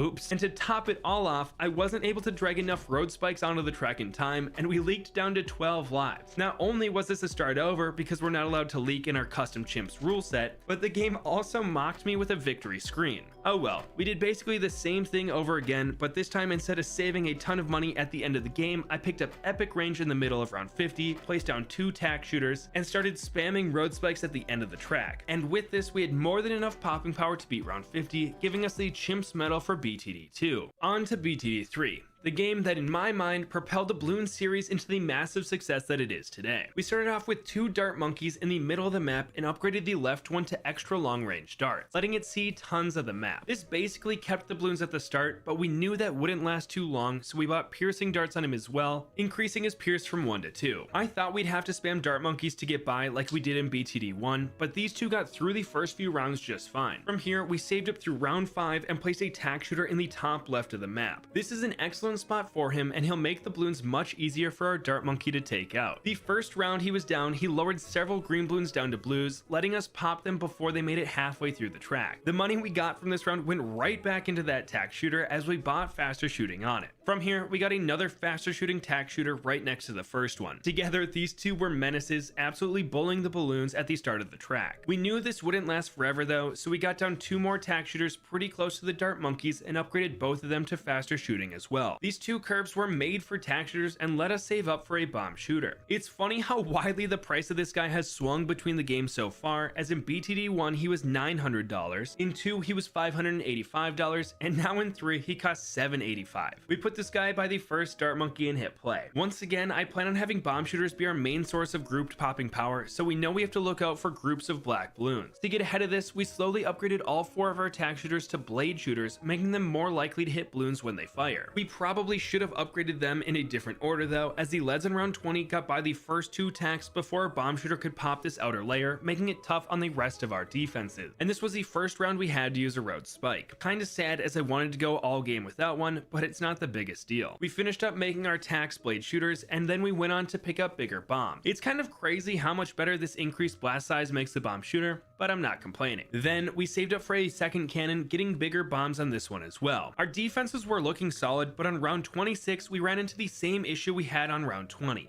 Leads got past our first 2 tack shooters, and the balloons inside them caused us trouble. To deal with this, we picked up frag bombs on both our bomb shooters and got down a spike-a-pulse at the end of the first straightaway. This guy has a ton of pierce and will hopefully be able to pop all the black balloons that get this far, and the bomb shooter should be able to take care of the rest. We instantly started working on getting every upgrade for this guy, so he throws 3 massive spiked balls at the balloon. And this is the first game where we get some control over which balloons our monkeys target. Our 2 options are first and last, and because he's on a straightaway, putting him on last will get a ton out of his pierce. After this, we got down a monkey beacon, the precursor to the monkey village. We put it where it could affect everything but the spike-a-pult and upgraded it to a jungle drums, giving everything inside its range extra attack speed. Then we saved up our money until round 37, where we faced the first Moab of this challenge. Now, I struggled with this in the past, so I did the easiest solution I could think of. Place a ton of spike piles on the track and glue some of the insides. This worked perfectly, and I don't even think I needed the glue, but it's the funniest item in the game and I had to use it. Next, we got an ice monkey in the top right and slowly upgraded it to its max. This way, it'll be a great stalling tower for our bomb shooters if anything makes it that far, which the Bloons almost instantly did, but this time our ice bomb combo worked perfectly and let us start our save up for the super monkey. Bloons constantly made it halfway through the track as they routinely got to the ice monkey only to get frozen, but round 41 was a bit sketchy. The rush of Bloons was so thick and dense that it was instantly eating up all of our Spike-a-Pulse Pierce. This let tons of Bloons get past the ice monkey, but we were only a few $100s off the super monkey and I was not about to lose. So I placed a ton of road spikes to guarantee passing the round,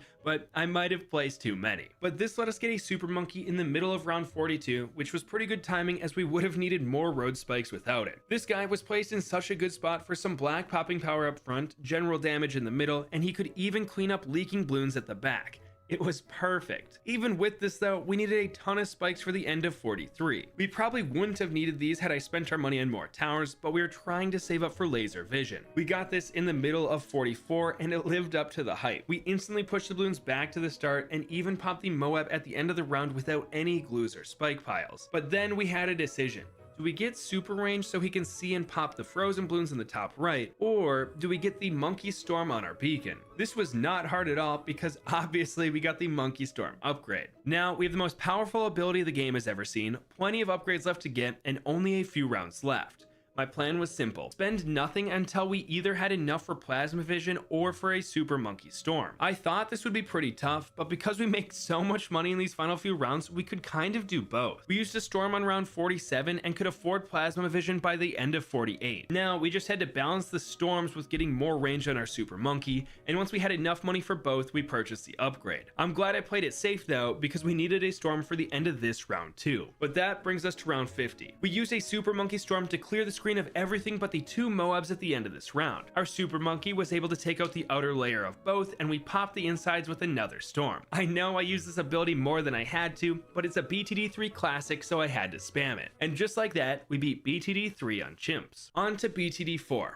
We booted up the first map on hard and saw that we actually needed to unlock monkeys in this game. Luckily, I was already level 8 from a previous time, but we had some grinding to do. We played one game to get used to the monkeys, get access to all the towers, and start unlocking the tier 4 upgrades. And because we knew that this was just a fun run, we put down at Banana Farm. The interesting thing about BTD4 though is that they went away from the 2-path upgrade system. You don't really have a choice on upgrades other than to buy it or leave it alone. But once we were almost level 17, we started over and began our CHIMPS run. We started off with a boomerang monkey, as that was one of my favorites back when I used to play on my iPod Touch. This was able to solo the first few rounds as its targeting was much better than BTD3's, and we got enough money to upgrade its Pierce and buy an ice monkey. We put the ice monkey in the first loop and saved up for the boomer's sonic boom upgrade, which lets its rangs pop frozen Bloons, making it pair pretty well with the ice monkey. Then we upgraded the ice to a permafrost, making Bloons slower even after they thaw out. Between this slow and freezing, the ice monkey was giving our boomer plenty of time to pop everything. We didn't even need to use spike piles to clean up, as nothing was getting past these two. But we had the money to spend, so I upgraded our boomer to a glaive thrower. This lets each attack pop up to 12 Bloons, and then we got down another sonic boomer. I figured our first guy has the Pierce to handle any big rushes, while the second one could help for spaced out stronger Bloons. To also help out with these, we picked up a glue gunner, a new monkey to the Bloons series. This guy has always been one of my favorites, so I had to get him down, and we set his targeting to strong so he slowed the fastest Bloons. I can't express how nice it is to have these targeting options again.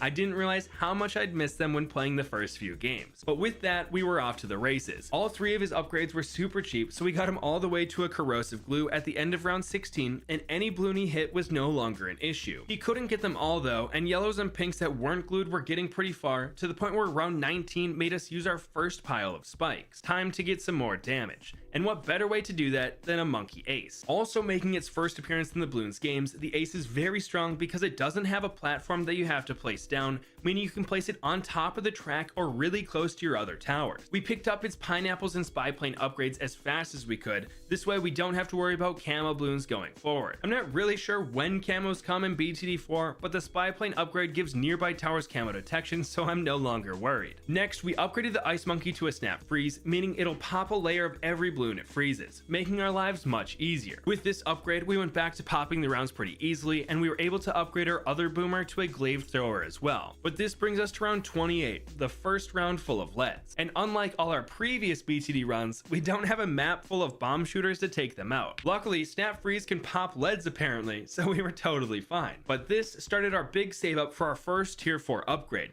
the lightsaber thrower. An absolutely goated upgrade, and is the reason why we all loved the boomer in this game. $2,000 was a bit tricky to save up to, but between our defenses and a few road spikes, we were able to get there in the middle of round 31. I would like to say it instantly cleared the round for us, but we got it slightly too late and had to clean up some balloons with spike piles. Needing cleanup was actually the case for the next round too, because we were rushed tons of white balloons which are immune to our ice monkey. To help with this and the future Moabs, we got back to our roots and bought a bomb shooter. We set him to strong, and oh my goodness, camo started coming. Not an issue because of our spy plane, but it was weird seeing them pop into several pinks instead of just being a balloon modifier. We upgraded our bomb shooter all the way to a missile launcher before getting a second one down. I was a little worried though, as every once in a while the rounds would get super far, like round 35, which needed more spike piles than any round so far. I think a maxed out glue gunner would solve this, but we aren't a high enough level yet to get its tier 4 upgrade. So we just got our second bomb shooter to a missile launcher and continued on. This did fine for the time being, but I wanted to even out our damage a bit more. So we upgraded our ace to a rapid fire and saw we wouldn't unlock its tier 4 upgrade for a while. Upset, I got the at-home version of this upgrade by getting down another rapid fire ace just to the left of our first one. These guys not being synced up should make their damage more consistent, and I loved it when they would drop their pineapples at the very start of the track. Then, to avoid placing any more spike piles, we got a bigger stack factory at the end of the track to protect the exit. Don't ask how I placed it on the water, just accept that it's back there. With this, round 40 was here. There wasn't a Moab, but I figured it'd be coming soon. So we upgraded both our bomb shooters to Moab Maulers, as that makes them deal 10 times damage to blimps. Then we upgraded our second boomer to a lightsaber thrower. If I remember correctly, these guys do extra damage to blimps on top of having tons of pierce, so they're super strong for the late game. Then we buffed everything with a jungle drums beacon and got a summon whirlwind wizard to the left of it to help blow back any ceramics that get that far. It was nice seeing the spell on the wizard again, as I forgot that the druid stole this ability in BTD 6. Anyway, after picking up this stall, we got down another boomer with plans of making it a lightsaber thrower as well. But then the Moab finally came on round 46. I was a bit worried, but between our boomers and Moab Maulers, we popped it fairly easily. Over the next 10 rounds, we just placed bomb shooters or boomerangs and fully upgraded them, getting them all to their cool tier 4 upgrades. While this wasn't popping everything at the very start of the track, we were easily cleaning everything up on the second pass and were never worried about leaking. But after round 56, we unlocked the Ring of Fire. Now, I have no idea if this thing is good or not, but I am sick of just placing boomers and bombs, so I got a tack shooter right above the ice monkey and made it a Ring of Fire ASAP. This seemed like he was popping tons of balloons near the start, so we got a second tack shooter down over by the wizard. I made sure they were both in range of our monkey beacon, and we got the second one to a Ring of Fire by the end of round 59. With these two in place, we seemed much better at handling ceramics, whether they spawned in naturally or if they came out of a Moab. And that's a good thing, because round 60 brings a BFB. Our Maulers and boomers popped it and 3 of the 4 Moabs inside on the first pass, leaving us with tons of ceramics and a Moab to pop in the middle. And boy, were our defenses ready, because not a single balloon made it past our wizard. But the rest of the game was very easy. All we did was place down lightsaber throwers anytime we had the money, and the balloons didn't stand a chance. I was hoping we'd unlock some more tier 4 upgrades during this time that we could show off, but nothing really came out of it. I will say though, round 75 was harder than I thought it'd be, as quite a few balloons made it to the very end, but between our towers and some spike piles, we popped everything and beat BTD 4 on CHIMPS. On to BTD 5, the game we all love. Luckily, I'm level 24 in this one, so we have plenty of upgrades unlocked, so no grinding is needed. We booted up Monkey Lane on hard and started with a ninja in the middle. A classic start that works to this day in BTD 6. Once we had the money, we bought Ninja Discipline and Seeking Shurikens to make him an early game monster. The nice thing about BTD 5 is that Ninja Kiwi went back to making the upgrades a 2-path system, so you can choose what upgrades you want on your towers, and you can still get up to tier 4 upgrades. This ninja was doing so well that we upgraded him to a 201, meaning we bought 2 upgrades in the first path and 1 upgrade in his second path. This lets his shurikens pop more balloons per throw, attack faster, and have a homing in effect on balloons. From here, I wasn't sure what to get, so we just started saving money. Before I knew it, we had almost $1,000 and the balloons still weren't getting past the start of the track. So we spent $920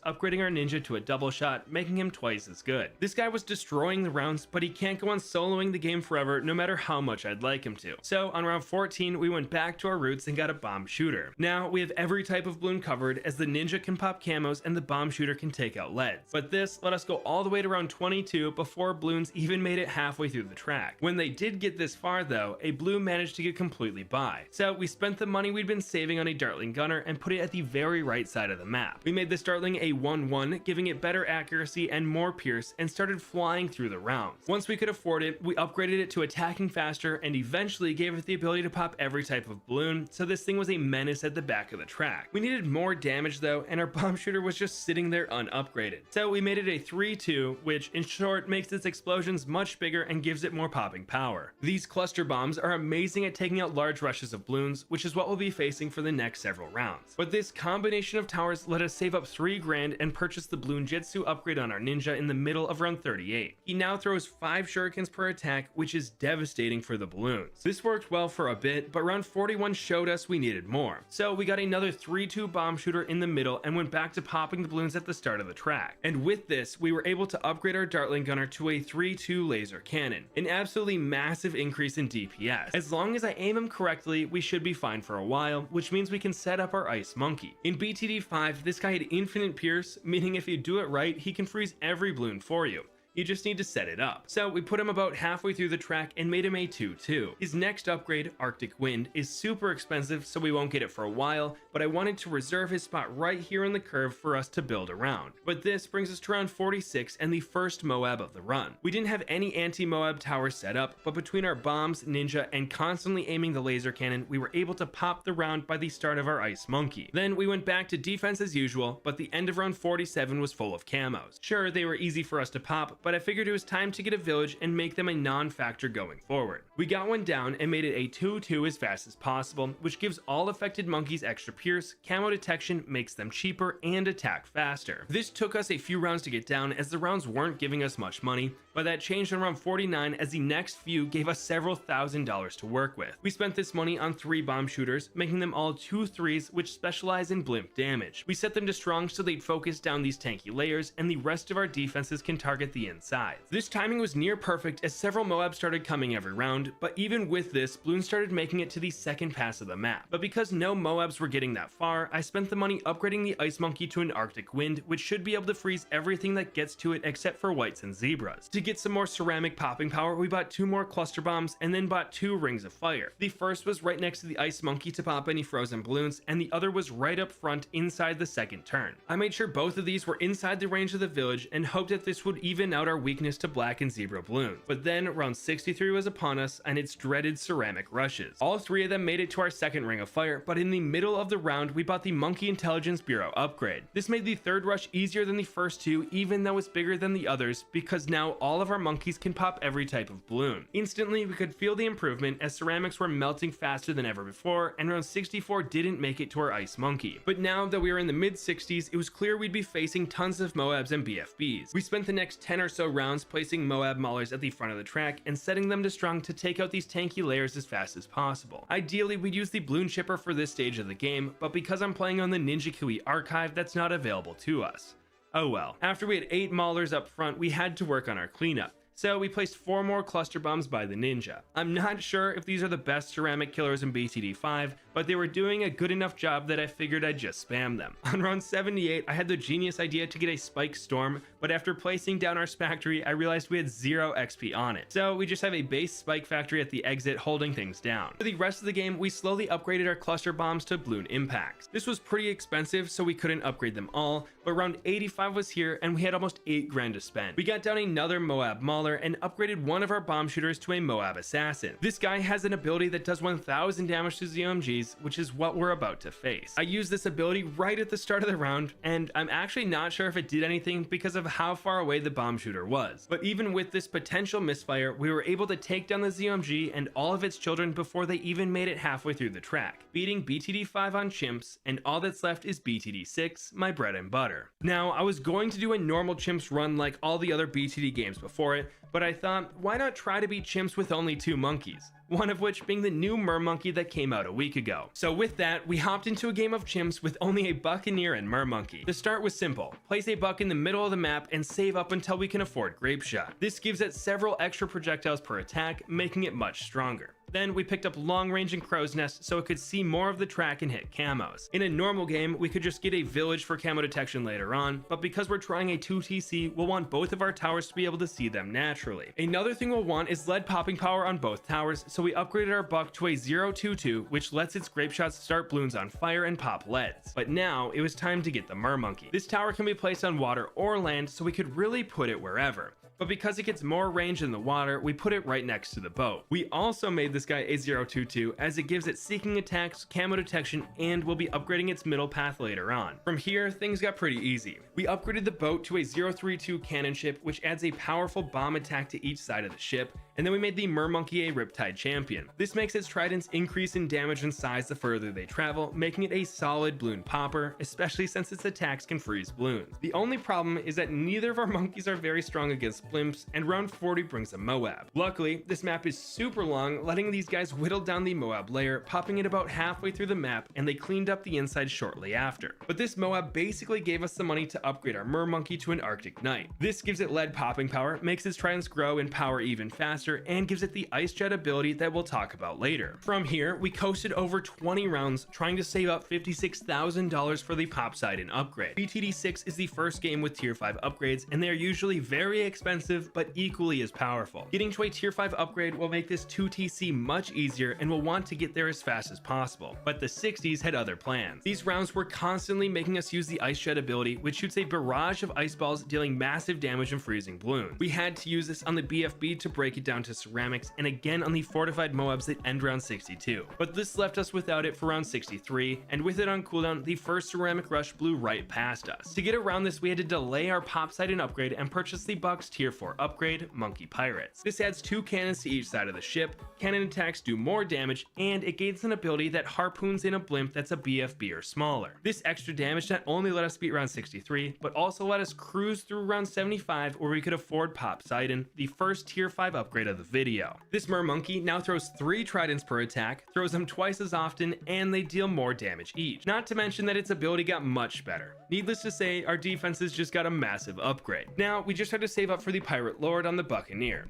This makes everything about it better, but the coolest part is how its ability changes. Now, he has 6 hooks that can each drag in a blimp, but the ZOMGs take 3 hooks each to pull in, so you can't just drag everything down. The ability recently got changed to this, so I had to play around with it, and I started pulling in blimps on round 89. Here, we pulled in 6 fortified BFBs with the click of a button. Talk about a satisfying way for a tower to deal 33,000 damage. But with this, we were in the 90s. I thought we would struggle with DDTs here, but we managed to pop them very early, not even having to use hook on them. This really showed itself on round 93, where the 6 DDTs barely even made it to the water, let alone through the rest of the map. So I let myself use the hook on BFBs again. I probably should be saving this for times that we absolutely need it, but it was too much fun. The next few rounds we kind of just hooked willy-nilly, like on 97 where we dragged in both fortified ZOMGs, ending the round in just a few seconds. But 98 through 100 are where things get interesting. Hook was on cooldown and we were up against the largest round of the game.